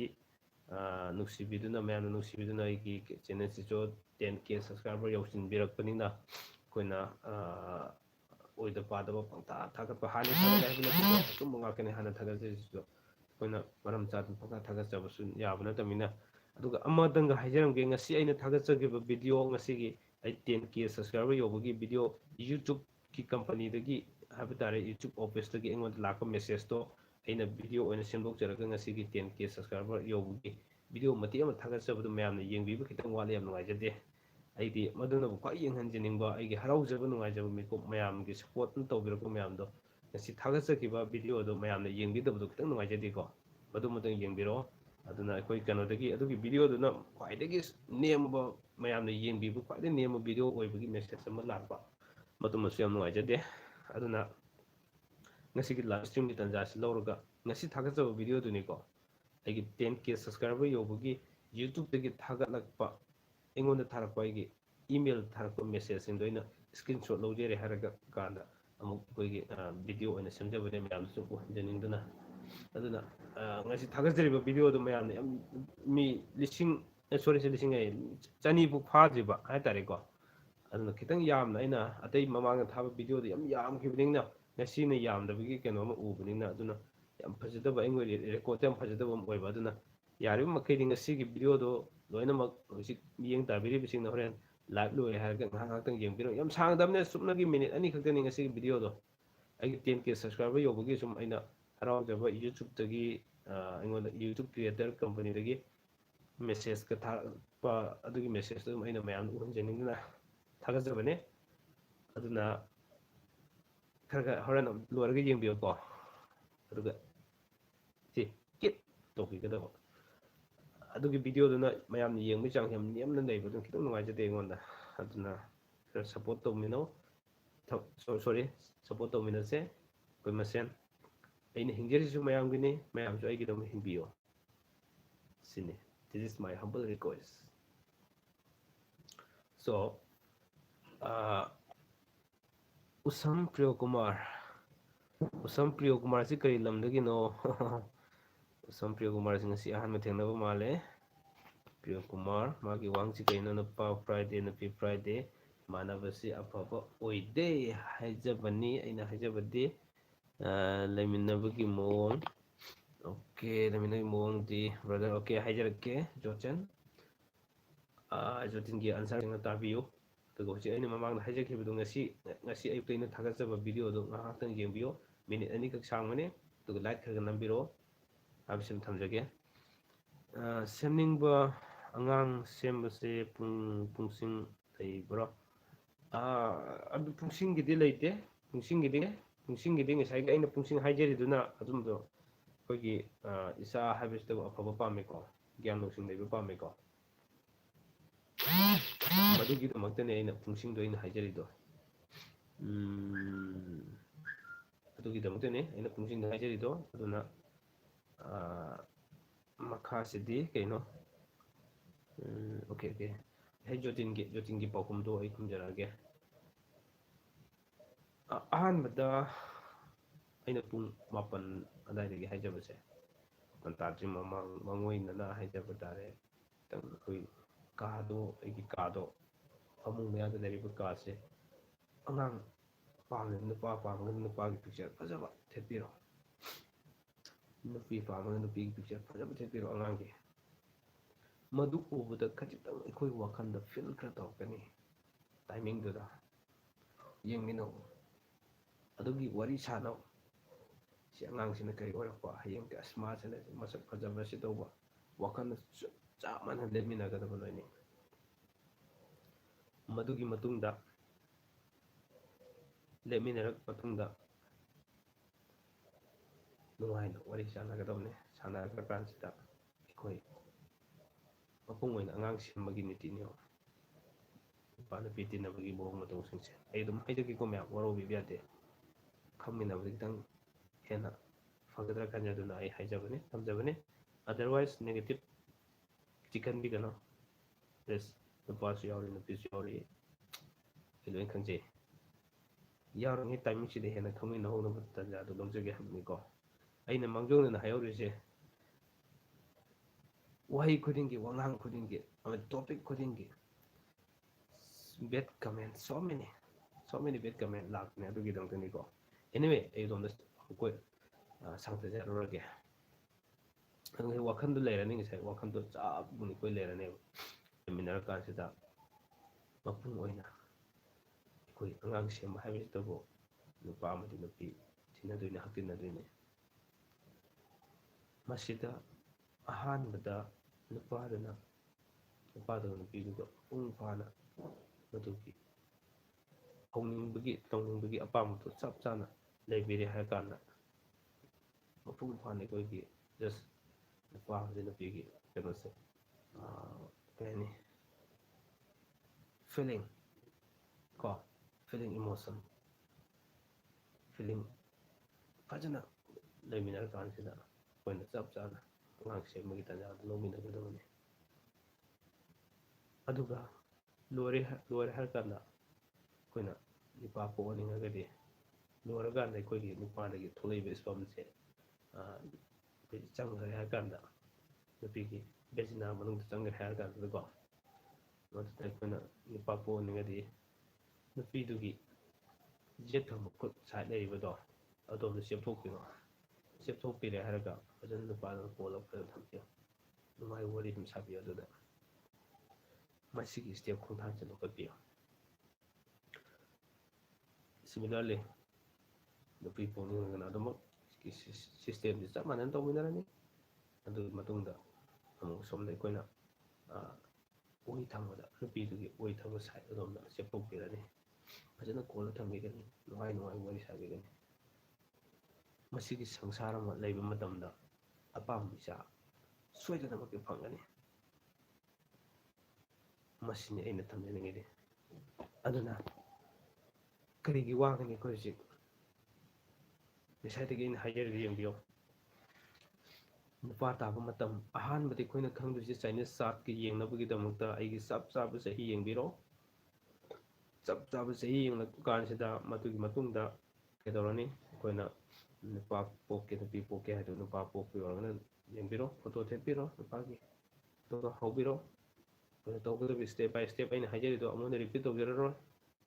ꯅꯨꯄꯤ ꯄꯣꯛꯀꯦ ꯍꯥꯏꯁꯨ ꯑꯗꯨꯃꯛ ꯍꯥꯏꯔꯤꯕꯁꯤꯡꯗꯣ ꯑꯩꯈꯣꯏꯅ ꯊꯝꯕꯤꯒꯗꯕꯅꯤ ꯑꯩ ꯇꯉꯥꯏ ꯐꯗꯅ ꯍꯥꯏꯗꯕ ꯌꯥꯗꯕꯤ ꯍꯥꯏꯖꯕꯅꯤꯀꯣ ꯇꯉꯥꯏ ꯐꯗꯅ ꯋꯥꯔꯧꯕꯤꯕ ꯌꯥꯗꯦ ꯑꯗꯨꯅ ꯑꯩꯗꯤ ꯉꯁꯥꯏꯒꯤ ꯚꯤꯗꯤꯑꯣꯗ ꯌꯦꯡꯒꯦ ꯊꯦꯡꯀ꯭ꯌꯨ ꯂꯣꯡꯖꯝ ꯀꯦꯕꯇꯤ ꯑꯗꯨ ꯂꯥꯏꯛꯁꯨ ꯈꯔ ꯅꯝꯕꯤꯔꯛꯑꯣ ꯃꯌꯥꯝ ꯑꯗꯨꯅ ꯍꯥꯏꯔꯤꯕ ꯇꯣꯄꯤꯛꯁꯦ ꯉꯁꯤꯒꯤ ꯇꯣꯄꯤꯛꯁꯦ ꯇꯉꯥꯏ ꯐꯗꯅ ꯃꯌꯥꯝꯅ ꯊꯝꯕꯤꯔꯛꯄꯒꯤ ꯃꯇꯨꯡ ꯏꯟꯅ ꯑꯩ ꯃꯄꯨꯡ ꯐꯥꯅ ꯈꯔ ꯊꯝꯖꯅꯕ ꯍꯣꯠꯅꯖꯔꯛꯄꯅꯤ ꯄꯣꯏꯟꯠꯁꯤ ꯇꯁ ꯇꯧꯅꯕ ꯍꯣꯠꯅꯖꯔꯛꯄꯅꯤ ꯃꯁꯤꯗ ꯑꯩꯅ ꯉꯥꯡꯈꯤꯕꯁꯤꯗ ꯋꯥꯍꯩ ꯍꯦꯟꯈꯤꯕ ꯈꯣꯠꯈꯤꯕ ꯑꯩ ꯌꯥꯎꯔꯝꯃꯣꯏ ꯍꯥꯏꯅꯗꯤ ꯈꯟꯖꯩ ꯑꯗꯨ ꯌꯥꯎꯕꯤꯔꯝꯕ ꯇꯥꯔꯒꯁꯨ ꯃꯤꯑꯣꯏꯕꯁꯦ ꯁꯣꯏꯈꯤꯕ ꯇꯝꯕ ꯉꯝꯕ ꯅꯠꯇꯦ ꯑꯗꯨꯅ ꯃꯌꯥꯝꯅ ꯁꯣꯏꯗꯅꯃꯛꯀꯤ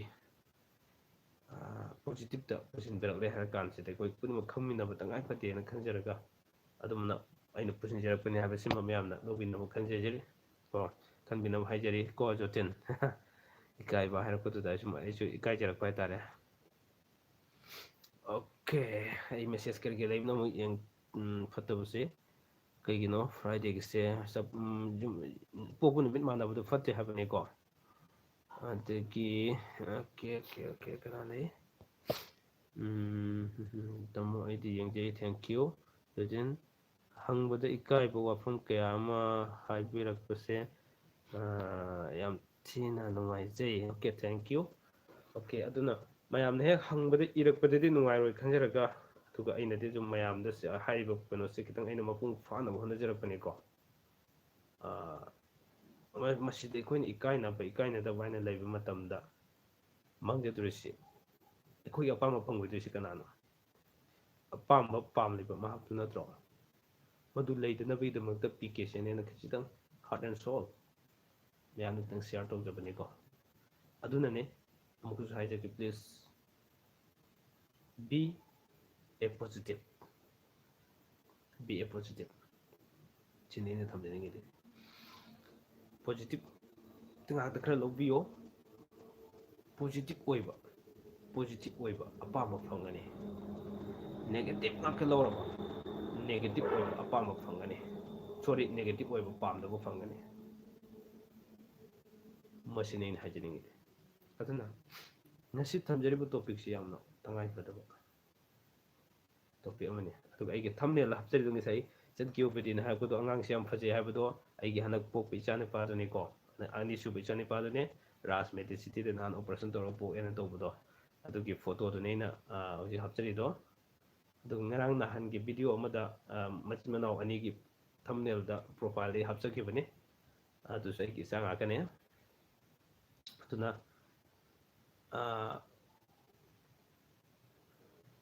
ꯈꯤꯇꯪ ꯅꯦꯠꯁꯤ ꯅꯨꯡꯉꯥꯏꯈꯤꯗꯕꯅ ꯀꯩꯅꯣ ꯈꯪꯗꯦ ꯌꯦꯡꯕꯒꯤ ꯆꯥꯡꯁꯨ ꯈꯤꯇꯪ ꯋꯥꯠꯂꯦ ꯉꯁꯤꯁꯦ ꯃꯁꯤ ꯑꯩꯅ ꯁꯣꯏꯕꯁꯨ ꯅꯠꯇꯦ ꯀꯅꯥ ꯌꯦꯡꯕ ꯃꯤꯅ ꯁꯣꯏꯕꯁꯨ ꯅꯠꯇꯦ ꯑꯩꯈꯣꯏꯒꯤ ꯅꯦꯠꯅ ꯁꯣꯏꯕ ꯍꯥꯏꯇꯥꯔꯦꯀꯣ ꯅꯦꯠꯅ ꯁꯣꯏꯕꯅꯦ ꯑꯗꯨꯁꯨ ꯅꯦꯠꯁꯤꯁꯨ ꯏꯪꯊꯝꯊꯥ ꯑꯣꯏꯕꯅꯅꯦ ꯑꯗꯨꯅ ꯉꯁꯤ ꯑꯩꯅ ꯊꯝꯖꯅꯤꯡꯉꯤꯕ ꯄꯣꯏꯟ ꯈꯔꯁꯤꯗꯤ ꯑꯁꯤꯗꯩ ꯍꯦꯜꯂꯛꯑꯒꯁꯨ ꯃꯌꯥꯝꯅ ꯀꯩ ꯍꯥꯏꯅꯤ ꯋꯥꯁꯨ ꯍꯥꯏꯅꯤꯡꯕꯒꯤ ꯄꯪꯍꯥꯏ ꯍꯥꯏꯕ ꯀꯩꯅꯣꯝꯃ ꯇꯥꯔꯛꯄꯁꯨ ꯌꯥꯔꯦ ꯍꯥꯏꯕ ꯌꯥꯕꯗꯤ ꯈꯔ ꯁꯨꯝ ꯂꯩꯔꯝꯕꯁꯨ ꯌꯥꯏ ꯑꯗꯨꯕꯨꯀꯣ ꯑꯩꯅ ꯊꯝꯖꯅꯤꯡꯕꯗꯤ ꯃꯁꯤꯒꯤ ꯂꯥꯏꯐꯀꯤ ꯏꯁꯇ꯭ꯔꯤꯝꯁꯤ ꯈꯨꯗꯣꯡꯆꯥꯕ ꯂꯧꯖꯔꯦ ꯍꯥꯏꯔ ꯀꯥꯟꯗ ꯑꯩꯉꯣꯟꯗ ꯃꯦꯁꯦꯖ ꯊꯥꯕꯤꯈ꯭ꯔꯦ ꯍꯥꯏꯗꯨꯅ ꯋꯥꯆꯞꯇ ꯃꯦꯁꯦꯖ ꯊꯥꯕꯤꯈꯤꯕ ꯑꯗꯒꯤ ꯌꯨꯇꯨꯕꯇ ꯑꯩꯒꯤ ꯀꯩꯅꯣꯗ ꯀꯃꯦꯟ ꯕꯣꯛꯁꯇ ꯃꯦꯁꯦꯖ ꯊꯥꯕꯤꯔꯛꯈꯤꯕ ꯑꯗꯨꯁꯤꯡꯗꯣ ꯑꯩꯈꯣꯏ ꯑꯩꯅ ꯃꯦꯁꯦꯖ ꯍꯟꯗꯦ ꯍꯥꯏꯗꯨꯅꯁꯨ ꯃꯦꯁꯦꯖ ꯍꯜꯂꯛꯇꯦ ꯍꯥꯏꯗꯨꯅꯁꯨ ꯃꯌꯥꯝꯅ ꯋꯥꯔꯧꯕꯤꯕ ꯀꯩꯒꯨꯝꯕ ꯈꯔ ꯇꯧꯕꯗꯣ ꯃꯗꯨ ꯃꯗꯨ ꯄ꯭ꯂꯤꯖ ꯃꯗꯨ ꯇꯧꯕꯤꯒꯅꯨ ꯑꯩꯉꯣꯟꯗ ꯂꯩꯔꯤꯕ ꯃꯦꯁꯦꯖ ꯌꯥꯝ ꯂꯥꯛꯄꯅ ꯃꯔꯝ ꯑꯣꯏꯔꯒ ꯑꯩ ꯃꯦꯁꯦꯖ ꯁꯨꯝ ꯍꯟꯗꯅ ꯂꯩꯕ ꯇꯥꯔꯒꯗꯤ ꯄꯋꯥꯔ ꯕꯦꯡ ꯑꯃ ꯇꯧꯔꯒ ꯃꯦꯁꯦꯖ ꯍꯟꯅ ꯂꯩꯕ ꯇꯥꯔꯦ ꯅꯨꯃꯤꯠ ꯀꯟꯇꯤꯅ꯭ꯌꯨꯁꯇ ꯁꯨꯡꯂꯦꯞ ꯂꯦꯞꯇꯅ ꯃꯦꯁꯦꯖ ꯌꯥꯝ ꯍꯜꯂꯛꯄ ꯃꯌꯥꯝꯒꯤ ꯃꯦꯁꯦꯖ ꯃꯌꯥꯝꯁꯦ ꯆꯥꯛꯀ ꯆꯥꯗꯕꯈꯩ ꯇꯨꯝꯗꯕꯈꯩ ꯃꯦꯁꯦꯖ ꯍꯟꯕꯗ ꯑꯣꯜꯃꯣꯁ ꯅꯨꯃꯤꯠ ꯃꯔꯤꯅꯤꯗꯗꯤ ꯂꯣꯏꯕ ꯉꯝꯒꯅꯦꯅ ꯈꯜꯂꯦ ꯑꯗꯨ ꯃꯔꯛꯁꯤꯗ ꯍꯜꯂꯛꯇ꯭ꯔꯤ ꯍꯥꯏꯗꯨꯅ ꯌꯥꯝꯅ ꯇꯉꯥꯏ ꯐꯗꯅ ꯇꯉꯥꯏ ꯑꯩ ꯁꯤ ꯈꯪꯗꯕ ꯌꯥꯗ꯭ꯔꯦ ꯑꯗꯨꯅ ꯑꯩ ꯅꯝꯕꯔꯗ ꯀꯣꯜ ꯇꯧꯕꯤꯔꯛꯄꯁꯤꯡꯗꯣ ꯑꯩ ꯈꯨꯗꯛꯇ ꯁꯨꯝ ꯌꯦꯡꯖꯔꯒ ꯍꯥꯏꯖꯈꯤꯕꯅꯦ ꯑꯩꯅ ꯌꯨꯝꯗ ꯂꯩꯕ ꯑꯣꯏꯇꯥꯔꯒꯗꯤ ꯌꯨꯝꯗ ꯂꯩꯇ꯭ꯔꯒꯅ ꯇꯥꯏꯃꯤꯡ ꯑꯃꯗ ꯍꯣꯔꯦꯟ ꯃꯥꯅ ꯑꯃꯨꯛꯀ ꯅꯤꯡꯁꯤꯡꯕꯤꯔꯛꯑꯣ ꯍꯥꯏꯔꯒ ꯑꯗꯨꯝ ꯇꯧꯖꯕꯅꯦ ꯑꯗꯨꯅ ꯑꯩꯅ ꯍꯥꯏꯖꯅꯤꯡꯕꯗꯤ ꯑꯩꯅ ꯃꯌꯥꯝꯅ ꯑꯩꯉꯣꯟꯗ ꯊꯥꯕꯤꯔꯛꯈꯤꯕ ꯃꯦꯁꯦꯖ ꯃꯌꯥꯝꯗꯨꯗ ꯍꯧꯖꯤꯛꯐꯥꯎꯗ ꯔꯤꯄ꯭ꯂꯥꯏ ꯂꯥꯛꯈꯤꯗꯕ ꯈꯣꯠꯇꯕ ꯂꯩꯕ ꯃꯌꯥꯝꯗꯣ ꯄ꯭ꯂꯤꯖ ꯑꯩꯉꯣꯟꯗ ꯐꯣꯟ ꯌꯥꯝ ꯇꯧꯍꯟꯅꯤꯡꯕꯒꯤ ꯋꯥ ꯅꯠꯇꯦꯀꯣ ꯇꯁꯦꯡꯕꯅꯤ ꯑꯩꯅ ꯍꯥꯏꯖꯔꯤꯕ ꯄꯣꯠꯁꯦ ꯑꯩ ꯉꯝꯗꯕꯗꯨ ꯉꯝꯗꯦ ꯍꯥꯏꯖꯕꯅꯤ ꯃꯔꯝꯗꯤ ꯄꯨꯡ 24ꯁꯦ ꯑꯩ ꯐꯣꯟ ꯁꯨꯝ ꯀꯣꯜ ꯂꯩꯔꯒ ꯑꯩꯉꯣꯟꯗ ꯀꯔꯤꯝ ꯀꯥꯟꯅꯕꯁꯨ ꯅꯠꯇꯦ ꯑꯗꯨꯅ ꯍꯧꯖꯤꯛ ꯐꯣꯟ ꯇꯧꯕꯤꯔꯀꯥꯟꯗ ꯍꯥꯏꯕꯤꯔꯛꯄ ꯈꯨꯗꯤꯡꯃꯛꯇꯣ ꯑꯩ ꯑꯗꯨꯃꯛ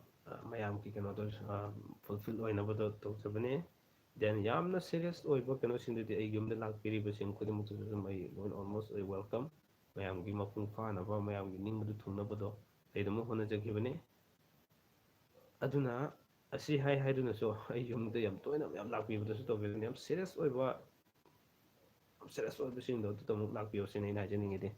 ꯑꯩ ꯃꯦꯁꯦꯖ ꯑꯃ ꯂꯧꯈꯠꯆꯔꯒꯦꯀꯣ ꯔꯣꯃꯥ ꯅꯥꯎꯔꯦꯝ ꯇꯥꯃꯣ ꯑꯍꯥꯟꯕꯒꯤ ꯏꯆꯥꯗꯤ ꯅꯨꯄꯥꯔꯣ ꯅꯨꯄꯤꯔꯣ ꯇꯥꯃꯣ ꯅꯨꯄꯥꯅꯤ ꯑꯩ ꯑꯅꯤꯃꯛ ꯅꯨꯄꯥ ꯑꯣꯏꯍꯟꯕ ꯉꯥꯛꯇꯅꯦ ꯑꯩ ꯉꯁꯥꯏ ꯍꯥꯏꯖꯔꯤꯁꯦ ꯑꯗꯨꯅꯤ ꯑꯩ ꯅꯨꯄꯥ ꯄꯥꯝꯕꯒꯤꯅꯤ ꯅꯨꯄꯥ ꯑꯅꯤꯁꯤ ꯂꯩꯇꯕ ꯌꯥꯗꯦ ꯑꯗꯨꯒꯤꯗꯃꯛ ꯑꯩꯁꯦ ꯅꯨꯄꯥ ꯉꯥꯛꯇ ꯑꯣꯏꯍꯟꯖꯕꯅꯦ ꯍꯟꯗꯛꯀꯤꯁꯦ ꯊꯑꯣꯏꯅ ꯑꯣꯏꯍꯟꯕꯅꯦ ꯃꯁꯤꯁꯨ ꯑꯗꯨꯁꯨ ꯀꯔꯤꯒꯤ ꯃꯇꯦꯡꯅ with the help of this Chinese calendar chart ꯁꯤꯅꯤ ꯑꯩꯅ ꯍꯥꯏꯖꯅꯤꯡꯉꯤ ꯗꯦꯟ ꯑꯗꯨꯒ ꯍꯧꯖꯤꯛꯀꯤ ꯑꯩꯅ ꯍꯥꯏꯖꯈꯤꯕ ꯃꯌꯥꯝꯗꯣ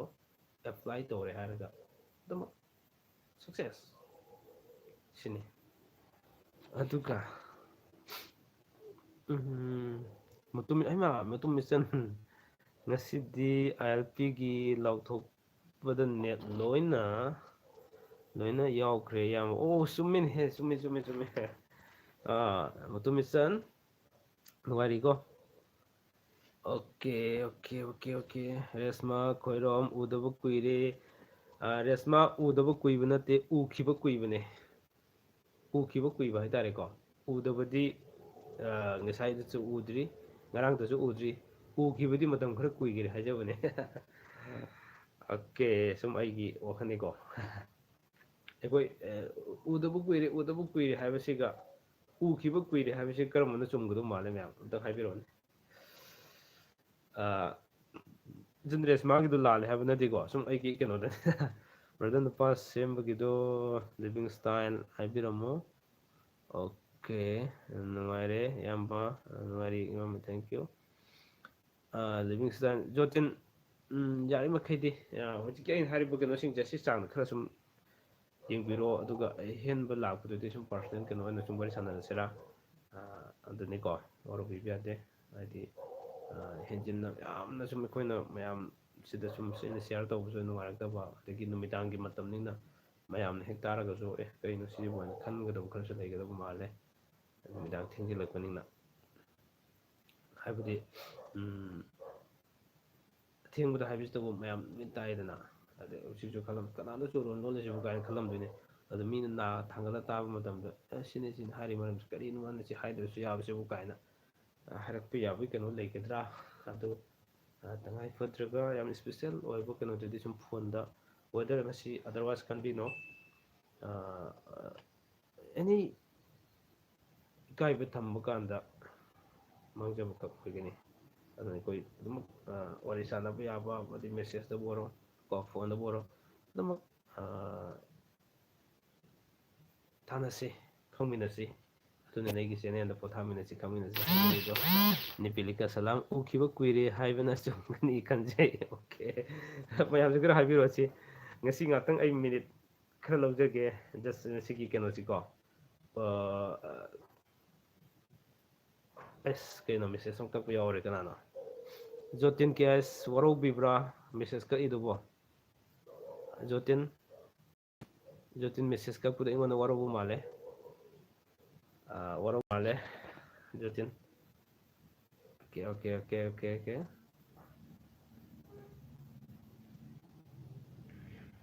ꯖꯣꯇꯤꯟ ꯑꯃꯨꯛ ꯍꯥꯏꯕꯤꯔꯛꯑꯣ ꯃꯦꯁꯦꯖ ꯀꯛꯄꯗ ꯑꯩ ꯅꯨꯡꯉꯥꯏꯖꯗꯕꯀꯣ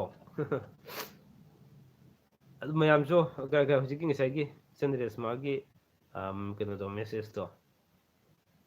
ꯍꯣꯏ ꯀꯩꯅꯣ ꯑꯣꯀꯦ ꯎꯗꯕ ꯀꯨꯏꯔꯦ ꯍꯥꯏꯕꯗꯨ ꯂꯥꯜꯂꯦ ꯍꯥꯏꯖꯕ ꯅꯠꯇꯦꯀꯣ ꯉꯥꯛꯇꯪ ꯑꯩ ꯖꯁ ꯖꯣꯛ ꯑꯣꯏꯅ ꯁꯨꯝ ꯑꯗꯒꯤ ꯃꯌꯥꯝ ꯉꯥꯛꯇꯪ ꯈꯟꯅꯕꯒꯤ ꯃꯌꯥꯝꯒꯤ ꯑꯥꯏꯗꯤꯌꯥꯗꯣ ꯉꯥꯛꯇꯪ ꯂꯧꯖꯅꯤꯡꯕ ꯄꯥꯝꯖꯕꯩꯅꯦ ꯑꯗꯨꯅ ꯑꯩꯈꯣꯏꯒꯤ ꯎꯗꯕ ꯀꯨꯏꯔꯦ ꯍꯥꯏꯕꯁꯤꯒ ꯎꯈꯤꯕ ꯀꯨꯏꯔꯦ ꯍꯥꯏꯕꯁꯤꯒ ꯀꯔꯝꯕꯅ ꯆꯨꯝꯒꯅꯤ ꯍꯥꯏꯕꯁꯤꯗ ꯏꯆꯟ ꯀꯩꯅꯣꯅꯗꯤ ꯏꯆꯟ ꯅꯤꯄꯤꯂꯤꯀꯥꯅꯗꯤ ꯎꯈꯤꯕ ꯀꯨꯏꯔꯦ ꯍꯥꯏꯕꯅ ꯆꯨꯝꯒꯅꯤ ꯍꯥꯏ ꯑꯗꯣ ꯎꯈꯤꯗꯕ ꯀꯨꯏꯔꯦ ꯍꯥꯏꯁꯤꯗꯤ ꯆꯨꯝꯃꯣꯏꯗꯣꯏꯔꯥ ꯑꯝꯇꯪ ꯍꯥꯏꯕꯤꯔꯛꯑꯣꯅꯦ ꯖꯣꯇꯤꯟ ꯀꯦ ꯑꯦꯁ ꯕ꯭ꯔꯗꯔ ꯏꯁ ꯁꯥꯎꯗꯤ okay thank you Jotin okay ꯑꯩꯈꯣꯏ ꯌꯥꯔꯤꯕ ꯃꯈꯩꯗꯤ ꯃꯤꯁꯑꯟꯗꯔꯁꯇꯦꯟꯗꯤꯡ ꯂꯩꯅꯕ ꯑꯗꯩ ꯀꯝꯃꯨꯅꯤꯀꯦꯁꯟ ꯒꯦꯞ ꯂꯩꯕꯁꯤ ꯌꯥꯔꯤꯕꯃꯈꯩꯗꯤ ꯑꯩꯈꯣꯏ ꯄꯤ ꯄꯤ ꯆꯦꯅꯦꯜꯗꯩꯗꯤ ꯇꯧꯗꯅꯕ ꯍꯣꯠꯅꯁꯤꯀꯣ ꯁꯨꯝ ꯄꯥꯎ ꯐꯥꯎꯗꯣꯛ ꯐꯥꯎꯖꯤꯟ ꯂꯣꯏꯅ ꯇꯧꯅꯁꯤ ꯀꯣ ꯑꯣꯖꯥ ꯗꯥꯎ ꯌꯥꯗꯕꯒꯤ ꯇꯣꯄꯤꯛꯁꯨ ꯇꯧꯕꯤꯔꯛꯑꯣ ꯑꯣꯖꯥ ꯅꯣꯡꯃ ꯅꯣꯡꯃ ꯄꯥꯏꯁꯦ ꯅꯨꯡꯇꯤꯒꯤ ꯂꯥꯏꯞ ꯏꯁꯇ꯭ꯔꯤꯝ ꯇꯧꯁꯦ ꯍꯥꯏꯔꯕꯅꯤꯅꯀꯣ ꯑꯩꯈꯣꯏ ꯇꯣꯄꯤꯛ ꯑꯃꯃꯝ ꯄꯥꯏꯁꯦ ꯑꯗꯨꯃꯛ ꯇꯧꯁꯤ ꯑꯗꯨꯒ ꯃꯌꯥꯝꯅ ꯊꯝꯍꯟꯅꯤꯡꯕ ꯇꯣꯄꯤꯛꯇꯨꯁꯨ ꯑꯩꯒꯤ ꯋꯥꯆꯞ ꯅꯝꯕꯔꯗ ꯊꯥꯕꯤꯔꯛꯑꯣ ꯉꯁꯤꯗꯤ ꯁꯤ ꯇꯣꯄꯤꯛꯁ ꯇꯧꯁꯦ ꯉꯁꯤꯗꯤ ꯁꯤ ꯇꯣꯄꯤꯛ ꯇꯧꯁꯦ ꯍꯥꯏꯕꯗꯣ ꯑꯩ ꯃꯊꯪ ꯃꯅꯥꯎ ꯅꯥꯏꯅ ꯃꯌꯥꯝꯅ ꯄꯥꯝꯂꯤꯕ ꯇꯣꯄꯤꯛꯇꯣ ꯑꯩ ꯑꯗꯨꯃꯛ ꯁꯝꯊꯖꯔꯛꯀꯦ ꯑꯗꯨꯒ ꯊꯝꯖꯅꯤꯡꯕ ꯑꯃꯗꯤ ꯉꯁꯤꯒꯤ ꯇꯣꯄꯤꯛꯁꯤꯗꯤ ꯑꯩ ꯍꯥꯟꯅ ꯀꯩꯁꯨ ꯄ꯭ꯔꯤꯄꯦꯔꯦꯁꯟ ꯇꯧꯕ ꯅꯠꯇꯦꯀꯣ ꯀꯔꯤꯃꯠꯇ ꯑꯩ ꯄ꯭ꯔꯤꯄꯦꯔꯦꯁꯟ ꯇꯧꯗꯦ ꯆꯨꯝꯅ ꯈꯛꯀꯤ ꯂꯥꯏꯚ ꯊꯥꯔꯝꯗꯥꯏꯗ ꯄꯨꯡ 9:30 ꯇꯥꯔꯝꯗꯥꯏ ꯃꯇꯝꯁꯤ ꯀꯥꯟꯁꯤꯗ ꯃꯦꯁꯦꯖꯁꯤ ꯃꯊꯪ ꯃꯊꯪ ꯂꯥꯛꯄ ꯑꯁꯤꯒꯨꯝꯕ ꯇꯣꯄꯤꯛꯁꯤ ꯃꯥꯟꯅꯕ ꯈꯔ ꯌꯥꯎꯔꯛꯄꯗꯒꯤ ꯑꯩꯁꯦ ꯑꯗꯨꯗꯤ ꯂꯧꯈꯠꯂꯒꯦ ꯍꯥꯏꯔꯒ ꯑꯩꯅ ꯍꯥꯏꯗꯤ ꯍꯥꯏꯔꯨꯔꯒ ꯀꯩꯅꯣ ꯑꯩꯅ ꯉꯥꯡꯗꯣꯏꯁꯤꯕꯣ ꯑꯣꯏꯅ ꯈꯟꯕꯅꯦ ꯑꯗꯨꯕꯨ ꯏꯁꯣꯔ ꯂꯩꯕꯗꯒꯤ ꯏꯒ ꯁꯣꯔꯒ ꯂꯩꯕꯗꯒꯤ ꯑꯩꯒꯤ ꯉꯥꯡꯒꯗꯕ ꯈꯨꯗꯤꯡꯃꯛꯁꯦ ꯉꯁꯤ ꯍꯧꯖꯤꯛ ꯐꯥꯎꯕ ꯐꯖꯅ ꯁꯤꯟꯕꯤꯔꯛꯏ ꯐꯖꯅ ꯑꯩꯉꯣꯟꯗ ꯇꯥꯛꯄꯤꯔꯛꯂꯤ ꯑꯩꯁꯨ ꯑꯗꯨꯝ ꯍꯥꯏꯖꯔꯤ ꯃꯌꯥꯝꯁꯨ ꯇꯥꯕꯤꯔꯤ ꯑꯗꯨꯕꯨ ꯑꯩ ꯆꯞ ꯆꯥꯅ ꯃꯌꯥꯝꯗ ꯁꯤꯌꯔ ꯇꯧꯖꯔꯤ ꯁꯤꯅꯤ ꯑꯩꯅ ꯍꯥꯏꯖꯔꯤꯗꯤ ꯄ꯭ꯔꯤꯌꯥ ꯌꯨꯝꯅꯥꯝ ꯑꯩꯁꯨ ꯊꯦꯡꯛ ꯌꯨ ꯄ꯭ꯔꯤꯌꯥ ꯖꯣꯇꯤꯟ ꯀꯦꯌꯥꯁ ꯑꯩꯗꯤ ꯇꯁꯦꯡꯅ ꯈꯪꯖꯅꯤꯡꯕꯒꯤ ꯏꯀꯥꯏꯕ ꯊꯥꯗꯣꯛꯄ ꯑꯗꯨ ꯂꯥꯏꯞꯅꯦ ꯍꯥꯏꯕꯁꯦ ꯀꯥꯎꯔꯨꯔꯦ ꯁꯣꯔꯤ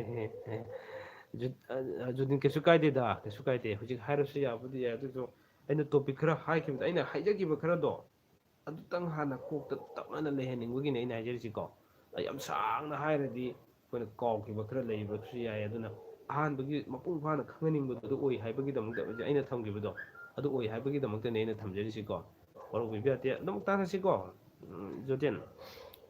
ꯖꯦꯝꯁꯟ ꯕ꯭ꯔꯗꯔꯁꯦ ꯀꯩ ꯂꯝꯗꯩꯅꯣ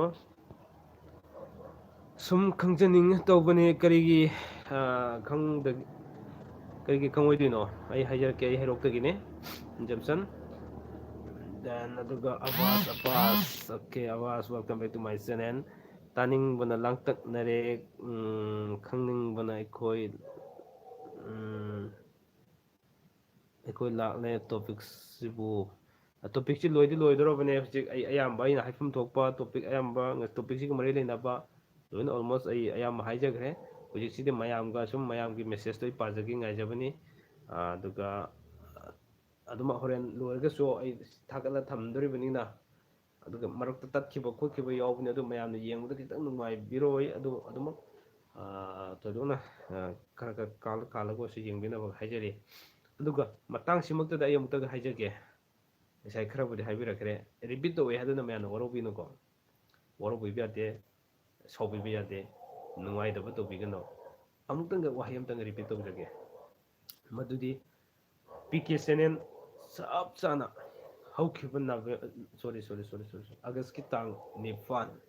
ꯑꯥꯒꯁꯀꯤ ꯇꯥꯡ 9ꯗ ꯃꯌꯥꯝꯅ ꯁꯥꯐꯣꯡꯂꯛꯈꯤꯕꯅꯦ ꯅꯨꯃꯤꯠꯇꯨꯗꯒꯤ ꯅꯨꯃꯤꯗꯥꯡꯒꯤ ꯃꯇꯝ ꯑꯃꯗ ꯑꯗꯣ ꯑꯩꯒꯤ ꯄꯤ ꯀꯦ ꯆꯦꯅꯦꯜ ꯅꯨꯃꯤꯗꯥꯡꯒꯤ ꯃꯇꯝ ꯑꯃꯗ ꯁꯥꯐꯣꯡꯂꯛꯄ ꯃꯇꯝꯁꯦ ꯇꯥꯡ 9ꯅꯦ ꯑꯥꯒꯁꯀꯤ ꯇꯥꯡ 9 ꯁꯥꯐꯣꯡꯂꯛꯄꯗꯅ ꯁꯨꯝ ꯂꯥꯛꯄꯅ ꯉꯔꯥꯡꯁꯤ ꯗꯤꯁꯦꯝꯕꯔꯒꯤ ꯇꯥꯡ 9 ꯆꯞ ꯆꯥꯅ ꯊꯥ 4 ꯆꯞ ꯆꯥꯕ ꯍꯥꯏꯇꯥꯔꯦ ꯃꯁꯤꯗ ꯍꯥꯏꯔꯤꯕ ꯅꯨꯃꯤꯠꯁꯤꯃꯛꯇꯗꯁꯨ ꯁꯕꯁꯀ꯭ꯔꯥꯏꯕꯔꯁꯦ ꯑꯩꯕꯨ ꯅꯨꯡꯁꯤꯕꯤꯕ ꯍꯥꯏꯗꯤ ꯑꯩ ꯁꯞꯄꯣꯔꯠ ꯇꯧꯕꯤꯕ ꯁꯕꯁꯀ꯭ꯔꯥꯏꯕꯔ ꯃꯌꯥꯝꯁꯦ 10K ꯌꯧꯔꯛꯄ ꯍꯥꯏꯗꯤ ꯑꯇꯩꯒꯤ ꯌꯨꯇꯨꯕꯁꯤꯡꯒ ꯌꯦꯡꯅꯔꯨꯔꯗꯤ ꯀꯩꯁꯨ ꯅꯠꯇꯦꯀꯣ ꯃꯁꯤꯗꯤ ꯌꯥꯝ ꯀꯩꯗꯧꯔꯦ ꯍꯥꯏꯕ ꯋꯥ ꯅꯠꯇꯦ ꯑꯗꯨ ꯑꯩꯅ ꯊꯥꯖꯗꯕꯗꯣ ꯁꯨꯝ 10K ꯌꯧꯔꯛꯀꯅꯤ ꯀꯥꯏꯅ ꯊꯥꯖꯗꯕ ꯑꯩꯗꯤ ꯊꯣꯏꯗꯣꯛꯅ ꯁꯤꯒꯨꯝꯕ ꯁꯕꯁꯀ꯭ꯔꯥꯏꯕꯔ ꯌꯥꯝꯅꯕ ꯈꯣꯠꯅꯕ ꯑꯗꯩ ꯑꯗꯨ ꯇꯧꯅꯕ ꯍꯥꯏꯅ ꯇꯧꯔꯨꯕ ꯅꯠꯇꯦ ꯁꯨꯝ ꯑꯩꯒꯤ ꯃꯌꯥꯝꯗ ꯈꯪꯍꯟꯅꯤꯡꯕꯗꯣ ꯃꯗꯨꯗ ꯉꯁꯥꯏꯒꯤ ꯊꯥꯖꯗꯅ ꯊꯥ 4ꯁꯤꯒꯤ ꯃꯅꯨꯡ ꯆꯞ ꯆꯥꯅ 10K ꯌꯧꯁꯤꯜꯂꯛꯄ ꯀꯥꯟꯁꯤꯗꯗꯤ ꯌꯥꯝ ꯅꯨꯡꯉꯥꯏꯖꯕ ꯋꯥꯈꯜꯗ ꯑꯗꯨꯒ ꯂꯣꯏꯅꯅ ꯄ꯭ꯂꯁ ꯑꯗꯨꯏ ꯃꯊꯛꯇ ꯌꯨꯇꯨꯕꯇꯒꯤ ꯑꯩꯉꯣꯟꯗ ꯃꯦꯁꯦꯖ ꯑꯃꯁꯨ ꯂꯥꯛꯄ ꯑꯩꯒꯤ ꯏꯃꯦꯜꯗ ꯍꯥꯏꯔꯤꯕ ꯃꯦꯁꯦꯖꯇꯣ ꯑꯩꯅ ꯏꯁꯀ꯭ꯔꯤꯟ ꯁꯣꯠ ꯂꯧꯖꯔꯦ ꯍꯥꯏꯔꯒ ꯃꯇꯦꯛ ꯇꯧꯔꯒ ꯉꯁꯤꯒꯤ ꯚꯤꯗꯤꯑꯣꯗꯣ ꯑꯩꯅ ꯅꯨꯡꯉꯥꯏꯖꯕꯒꯤ ꯃꯤꯀꯨꯞ ꯑꯣꯏꯅ ꯚꯤꯗꯤꯑꯣꯗꯣ ꯊꯥꯒꯠꯆꯕ ꯌꯥꯝ ꯁꯥꯡꯕ ꯅꯠꯇꯦ ꯁꯨꯞꯅꯒꯤ ꯃꯤꯅꯤꯠ 2 ꯈꯛꯇꯅꯤ minute 2ꯒ second 12 ꯑꯗꯨ ꯆꯥꯡ ꯑꯣꯏꯔꯝꯒꯅꯤ ꯃꯗꯨ ꯃꯌꯥꯝꯅ ꯑꯩꯅꯗꯤ ꯌꯥꯝ ꯑꯁꯥ ꯑꯃꯒ ꯂꯣꯏꯅꯅ ꯊꯥꯒꯠꯆꯈꯤꯕ ꯍꯥꯏꯇꯥꯔꯦ ꯃꯌꯥꯝꯗ ꯌꯦꯡꯍꯟꯖꯅꯤꯡꯕ ꯑꯩꯒꯤ ꯁꯞꯄꯣꯔꯠ ꯇꯧꯕꯤꯔꯤꯁꯤ ꯃꯌꯥꯝꯅꯅꯦ ꯁꯤꯅ ꯑꯗꯨꯅꯦ ꯑꯗꯥꯅ ꯍꯥꯏꯅ ꯏꯖꯔꯀꯥꯟꯁꯤꯗ ꯑꯩ ꯊꯥꯖꯈꯤꯕꯅꯦꯕ ꯑꯗꯨ ꯃꯌꯥꯝꯅ ꯌꯦꯡꯕꯤꯌꯨ ꯈꯤꯇꯪ ꯋꯥꯠꯈ꯭ꯔꯦ ꯌꯥꯝ ꯅꯨꯡꯉꯥꯏꯖꯗꯕ ꯑꯗꯣ ꯑꯗꯨꯃꯛ ꯈꯔ ꯌꯦꯡꯕꯤꯔꯒꯗꯤ ꯌꯥꯝ ꯅꯨꯡꯉꯥꯏꯖꯒꯅꯤ ꯍꯥꯏꯕꯁꯤ ꯊꯝꯖꯒꯦ ꯑꯗꯣ ꯑꯩ ꯉꯁꯤꯒꯤ ꯂꯥꯏꯚ ꯁ꯭ꯇ꯭ꯔꯤꯝ ꯂꯣꯏꯖꯅꯕꯒꯤ ꯇꯥꯟꯖꯥꯗꯣ ꯂꯧꯁꯤꯜꯂꯛꯑꯒꯗꯕꯅꯦ ꯃꯌꯥꯝꯅ ꯍꯥꯏꯕꯤꯅꯤꯡꯕ ꯍꯪꯕꯤꯅꯤꯡꯕ ꯀꯔꯤ ꯂꯩꯔꯤꯒꯦ ꯑꯩ ꯃꯤꯅꯤꯠ 5ꯒꯤ ꯃꯇꯝ ꯂꯧꯖꯒꯦ ꯍꯪꯕꯤꯔꯛꯄ ꯌꯥꯔꯒꯅꯤ ꯂꯣꯏꯔꯒ ꯉꯁꯥꯏ ꯑꯩꯅ ꯊꯥꯒꯠꯆꯕ ꯚꯤꯗꯤꯑꯣꯗꯣ ꯉꯁꯤꯒꯤ ꯊꯥꯒꯠꯆꯈꯤꯕ ꯚꯤꯗꯤꯑꯣꯗꯣ ꯑꯃꯨꯛꯇꯪ ꯃꯌꯥꯝ ꯌꯦꯡꯕꯤꯌꯨꯀꯣ ꯌꯦꯡꯕꯤꯌꯣ ꯌꯨꯇ꯭ꯌꯨꯕꯇꯒꯤ ꯊꯥꯔꯛꯈꯤꯕ ꯃꯦꯁꯦꯖꯇꯨꯁꯨ ꯁꯤꯅꯤ ꯑꯗꯨꯒ ꯑꯩꯅ ꯊꯃꯣꯏꯒꯤ ꯂꯩꯖꯈꯤꯕ ꯑꯩ ꯄꯦꯟꯖꯕꯒꯤ ꯀꯅꯥꯒꯨꯝꯕ ꯈꯔꯅ ꯈꯜꯂꯝꯕ ꯌꯥꯏꯑꯕ 10K ꯌꯧꯕꯒꯤꯗꯃꯛꯇꯕꯨ ꯁꯤ ꯊꯥꯒꯠꯇꯅ ꯀꯥꯏꯅꯀꯣ ꯍꯥꯏꯗꯤ ꯃꯌꯥꯝꯒꯤ ꯁꯞꯄꯣꯔꯠꯇꯨ ꯃꯌꯥꯝꯒꯤ ꯁꯞꯄꯣꯔꯠꯅ ꯑꯗꯨꯒꯤ ꯆꯥꯡ ꯌꯧꯕ ꯉꯝꯖꯔꯛꯄꯅꯤ ꯑꯩꯅ ꯍꯣꯠꯅꯖꯔꯤꯁꯨ ꯃꯌꯥꯝꯒꯤꯗꯃꯛꯇꯅꯤ ꯃꯌꯥꯝꯁꯨ ꯁꯞꯄꯣꯔꯠ ꯇꯧꯕꯤꯔꯛꯑꯣ ꯍꯥꯏꯕꯒꯤ ꯋꯥꯈꯜꯂꯣꯟꯗꯨ ꯈꯛ ꯊꯝꯖꯔꯒ ꯑꯩꯅ ꯍꯥꯏꯖꯈꯤꯕꯅꯤ ꯑꯗꯣ ꯍꯧꯖꯤꯛ ꯃꯌꯥꯝ ꯃꯦꯁꯦꯖ ꯂꯩꯕꯤꯗ꯭ꯔꯒꯗꯤ ꯑꯩ ꯍꯧꯖꯤꯛ ꯃꯤꯅꯤꯠ 2-3 ꯐꯥꯎꯕꯗ ꯌꯦꯡꯖꯒꯦ ꯀꯔꯤ ꯇꯥꯟꯅꯁꯤꯒꯦ ꯍꯥꯏꯕꯅꯆꯤꯡꯕꯗꯣ ꯑꯗꯨꯃꯛ ꯍꯥꯏꯕꯤꯔꯛꯅꯕ ꯅꯣꯜꯂꯨꯛꯆꯔꯤ ꯃꯌꯥꯝꯗ ꯑꯗꯨꯒ ꯔꯣꯃꯤꯌꯣ ꯁꯤꯡ ꯅꯤꯡꯊꯧꯖꯝ ꯕ꯭ꯔꯗꯔ ꯅꯨꯄꯥ ꯄꯣꯛꯅꯕꯒꯤ ꯎꯄꯥꯏ ꯑꯝꯇ ꯍꯥꯏꯕꯤꯔꯛꯑꯣ ꯑꯩ ꯍꯥꯏꯖꯈ꯭ꯔꯕꯅꯦ ꯍꯣꯔꯦꯟ ꯑꯃꯨꯛꯀ ꯌꯦꯡꯕꯤꯌꯣ ꯔꯤꯄꯤꯠ ꯇꯧꯔꯒ ꯌꯥꯝ ꯁꯥꯡꯉꯒꯅꯤ ꯅꯨꯄꯥ ꯄꯣꯛꯅꯕ ꯂꯝꯕꯤꯁꯦ ꯑꯩ ꯍꯥꯏꯖꯈ꯭ꯔꯕꯅꯦ ꯍꯥꯏꯕꯁꯤ ꯊꯝꯖꯒꯦ ꯑꯗꯨꯒ ꯀꯔꯤ ꯃꯌꯥꯝꯒꯤ ꯃꯦꯁꯦꯖ ꯀꯔꯤ ꯂꯩꯕꯤꯔꯤꯒꯦ ꯍꯧꯖꯤꯛꯁꯦ ꯊꯤꯕꯅ ꯂꯣꯏꯔꯦ ꯑꯩꯁꯤꯁꯨ ꯑꯣꯀꯦ ꯊꯤꯗ꯭ꯔꯥ ꯑꯩꯁꯦ ꯌꯥꯝ ꯊꯤꯕꯅꯦ ꯌꯥꯝ ꯊꯤ ꯑꯩ ꯌꯥꯝ ꯊꯤ ꯏꯁ ꯅꯨꯄꯤꯒ ꯑꯣꯏꯔꯝꯃꯗꯤ ꯀꯞꯑꯝꯃꯅꯤ ꯑꯣꯀꯦ ꯑꯗꯨꯗꯤ ꯃꯌꯥꯝ ꯂꯣꯏꯁꯤꯟꯅꯕꯒꯤ ꯇꯥꯟꯖꯥꯗꯨ ꯂꯧꯖꯔꯒꯦ ꯋꯥꯟꯁ ꯑꯒꯦꯟ ꯄꯨꯡꯐꯝꯁꯤ ꯐꯥꯎꯕꯗ ꯌꯦꯡꯕꯤꯔꯤꯕ ꯈꯨꯗꯤꯡꯃꯛ PK ꯆꯦꯅꯦꯜ ꯑꯃꯗꯤ ꯑꯩꯒꯤ ꯃꯥꯏꯀꯩꯗꯒꯤ ꯃꯤꯠꯌꯦꯡ ꯇꯥꯕꯤꯔꯤꯕ ꯈꯨꯗꯤꯡꯃꯛꯄꯨ ꯉꯝꯈꯩ ꯂꯩꯇꯅ ꯊꯥꯒꯠꯆꯔꯤ ꯑꯣꯀꯦ ꯐꯨꯜ ꯁꯞꯄꯣꯔꯠꯅꯤ ꯏꯌꯥꯝꯕ ꯊꯦꯡꯀ꯭ꯌꯨ ꯐꯖꯩ ꯑꯣꯖꯥ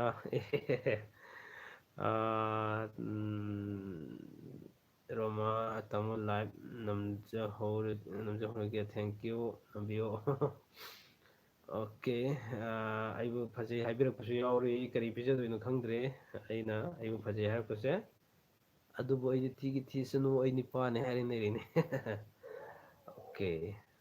ꯑꯗꯨꯗꯤ ꯃꯌꯥꯝ ꯂꯣꯏꯁꯤꯜꯂꯁꯤꯔꯥ ꯑꯣꯀꯦ ꯃꯌꯥꯝ ꯂꯣꯏꯁꯤꯜꯂꯁꯤꯔꯥ ꯃꯤꯅꯤꯠ 1ꯒꯤ ꯃꯇꯝ ꯌꯦꯡꯖꯒꯦ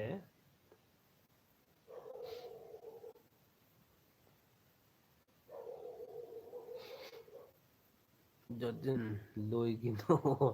ꯀꯔꯤ ꯇꯧꯈꯤꯁꯦ ꯍꯥꯏꯕꯅꯣ ꯖꯣꯇꯤꯟ ꯍꯥꯏꯕꯤꯔꯛꯑꯣ ꯂꯣꯏꯒꯤꯅꯣ ꯍꯥꯏꯕꯅꯤꯅ ꯀꯔꯤ ꯇꯧꯁꯤꯒꯦ ꯍꯥꯏꯕꯤꯔꯛꯑꯣ ꯑꯩꯗꯤ ꯉꯁꯤꯒꯤ ꯉꯥꯡꯉꯤꯕ ꯃꯌꯥꯝ ꯑꯩꯅ ꯉꯁꯤ ꯍꯥꯏꯖꯈ꯭ꯔꯤꯕ ꯃꯌꯥꯝꯗꯤ ꯑꯦꯅꯤ ꯄ꯭ꯔꯤꯄꯦꯔꯦꯁꯟ ꯑꯝꯇ ꯌꯥꯎꯕ ꯅꯠꯇꯦ ꯍꯥꯟꯅꯁꯨ ꯌꯥꯎꯗꯦ ꯑꯗꯨꯕꯨ ꯍꯥꯟꯅꯒꯤꯅ ꯈꯔ ꯃꯥꯡꯖꯧꯅꯅ ꯁꯤꯃ ꯇꯧꯁꯦꯅ ꯍꯥꯏꯖꯕꯅꯦ ꯒꯨꯗ ꯅꯥꯏꯠ ꯑꯣꯜ ꯐ꯭ꯔꯦꯟ ꯃꯇꯨꯝ ꯏꯆꯟ ꯇꯨꯝꯅꯤꯡꯉ ꯃꯥꯜꯂꯦ ꯑꯣꯀꯦ ꯃꯌꯥꯝ ꯒꯨꯗ ꯅꯥꯏꯠꯁꯨ ꯍꯥꯏꯔꯦ ꯑꯗꯨꯅ ꯁꯨꯝ ꯕ꯭ꯔꯗꯔ ꯑꯩꯁꯦ ꯄꯥꯡꯒꯩꯗꯒꯤꯅꯤ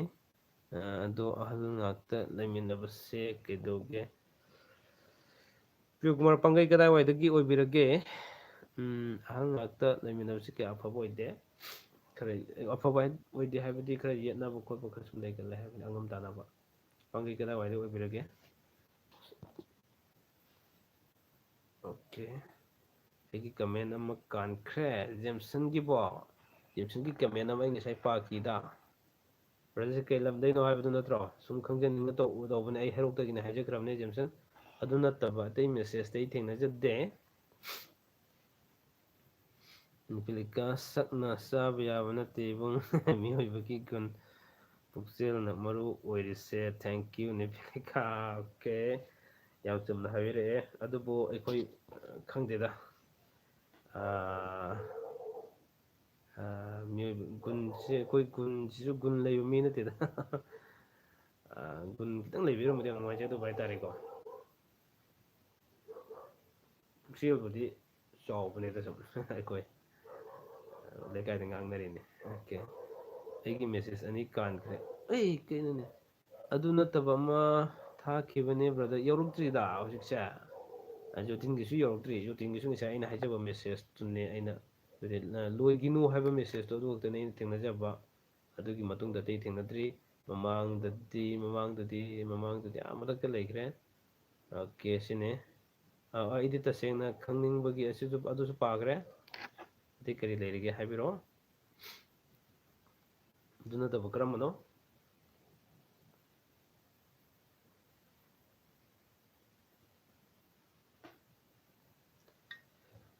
ꯑꯅꯤ ꯊꯥꯈꯤꯕꯅꯦ ꯑꯅꯧꯕ ꯑꯃ ꯂꯥꯛꯇꯦ ꯑꯩꯉꯣꯟꯗ ꯌꯧꯔꯛꯇꯦ ꯀꯃꯥꯏꯅ ꯇꯧꯔꯤꯅꯣ ꯈꯪꯗꯦ ꯃꯦꯁꯦꯖ ꯆꯠꯈꯤꯗ꯭ꯔꯕ ꯖꯥꯠꯂꯥ ꯁꯤꯒꯨꯝꯕꯁꯦ ꯍꯦꯛ ꯍꯦꯛ ꯌꯥꯎꯕ ꯃꯥꯜꯂꯦ ꯑꯩ ꯂꯥꯏꯚ ꯊꯥꯕ ꯈꯨꯗꯤꯡꯒꯤ ꯑꯗꯨꯝ ꯍꯥꯏꯕꯤꯔꯛꯑꯦ ꯁꯨꯃꯥꯏꯅ ꯃꯦꯁꯦꯖ ꯊꯥꯔꯒ ꯑꯩꯉꯣꯟꯗꯗꯤ ꯌꯧꯔꯛꯇꯕ ꯍꯥꯏꯇꯥꯔꯦꯀꯣ ꯑꯩꯗꯤ ꯃꯦꯁꯦꯖ ꯑꯃꯠꯇ ꯀꯥꯟꯈꯤꯗꯕ꯭ꯔꯥꯅ ꯈꯟꯖꯩꯕ ꯉꯁꯥꯏ ꯑꯩꯅ ꯍꯥꯏꯖꯕꯁꯦ ꯑꯗꯣ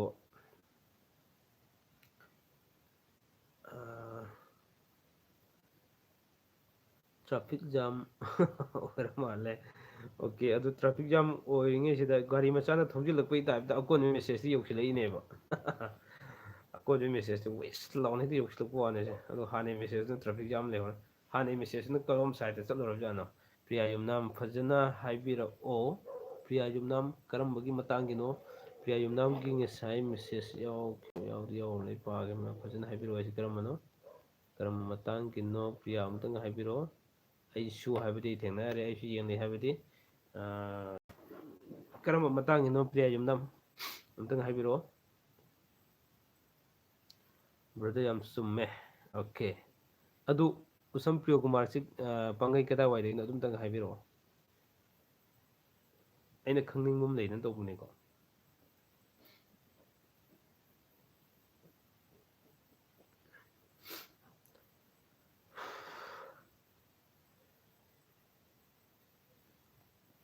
ꯃꯌꯥꯝ ꯃꯦꯁꯦꯖ ꯏꯕ ꯋꯥꯅꯔ ꯃꯥꯜꯂꯦ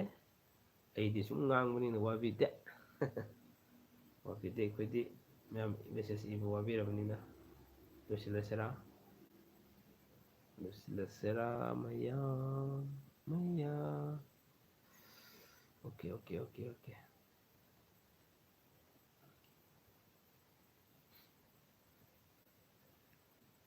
ꯑꯩ ꯂꯣꯏꯁꯤꯜꯂꯒꯦ ꯇꯧꯔꯝꯃꯕꯅꯤ ꯉꯁꯥꯏꯅ ꯃꯦꯁꯦꯖꯅ ꯇꯛ ꯇꯛ ꯂꯥꯛꯁꯟꯕꯗꯨꯗ ꯑꯃꯨꯛ ꯑꯩ ꯄꯥꯔꯝꯗ꯭ꯔꯒꯗꯤ ꯍꯥꯏꯅ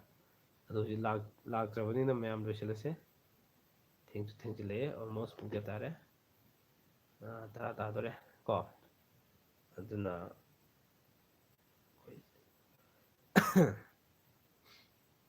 ꯌꯥꯔꯅꯤꯀꯣ ꯃꯌꯥꯝ ꯑꯗꯨꯗꯤ ꯑꯣꯀꯦ ꯉꯁꯥꯏꯒꯤ ꯀꯩꯅꯣꯗꯣ ꯑꯩꯅ ꯈꯪꯖꯅꯤꯡꯕꯁꯦ ꯎꯁꯝ ꯄ꯭ꯔꯤꯌꯣꯀꯨꯃꯥꯔꯗꯣ ꯄꯥꯡꯒꯩ ꯀꯗꯥꯏꯋꯥꯏꯗꯅꯣ ꯑꯗꯨꯝꯇꯪ ꯈꯪꯖꯅꯤꯡꯕꯅꯦ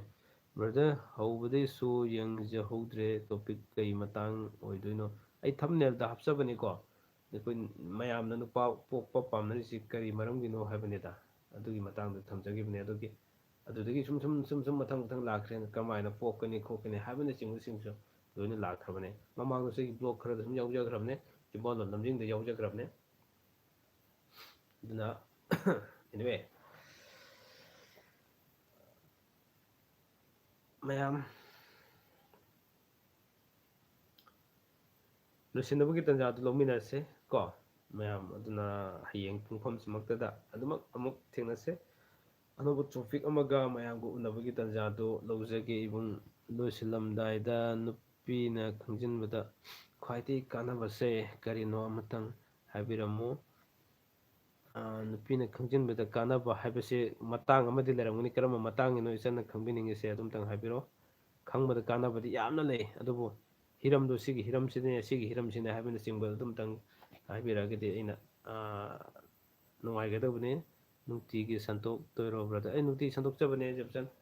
ꯅꯨꯡꯇꯤꯒꯤ ꯑꯗꯨꯒ ꯀꯔꯤꯒꯨꯝꯕ ꯀꯥꯟꯗ ꯑꯩꯒꯤ ꯊꯕꯛ ꯂꯩꯈꯤꯕ ꯈꯣꯠꯈꯤꯕ ꯌꯥꯎꯔꯒꯗꯤ ꯑꯗꯨꯝ ꯑꯩ ꯑꯗꯨꯝ ꯀꯥꯟꯗꯗꯤ ꯂꯦꯞꯊꯣꯛꯆꯔꯦꯀꯣ ꯑꯗꯨꯅ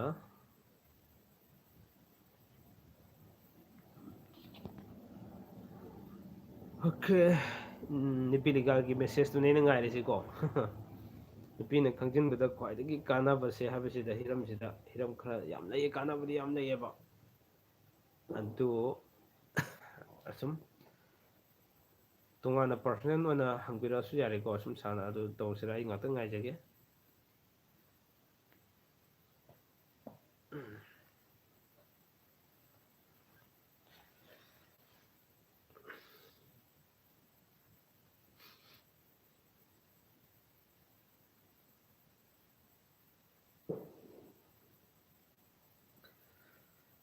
ओके मैं message लापीद्रे I लुसिंजरगे message लाक्त्रबनिना hangbining mo lerso dum ai gi number da whatsapp number da dum thabiro ai be matam jage ngasi gi dum te pothaminasi kaminasi gi pangai tangkham okay usam priyo kumar pangai tangkham okay okay okay tangkham harau ro harau ro so le ko usam se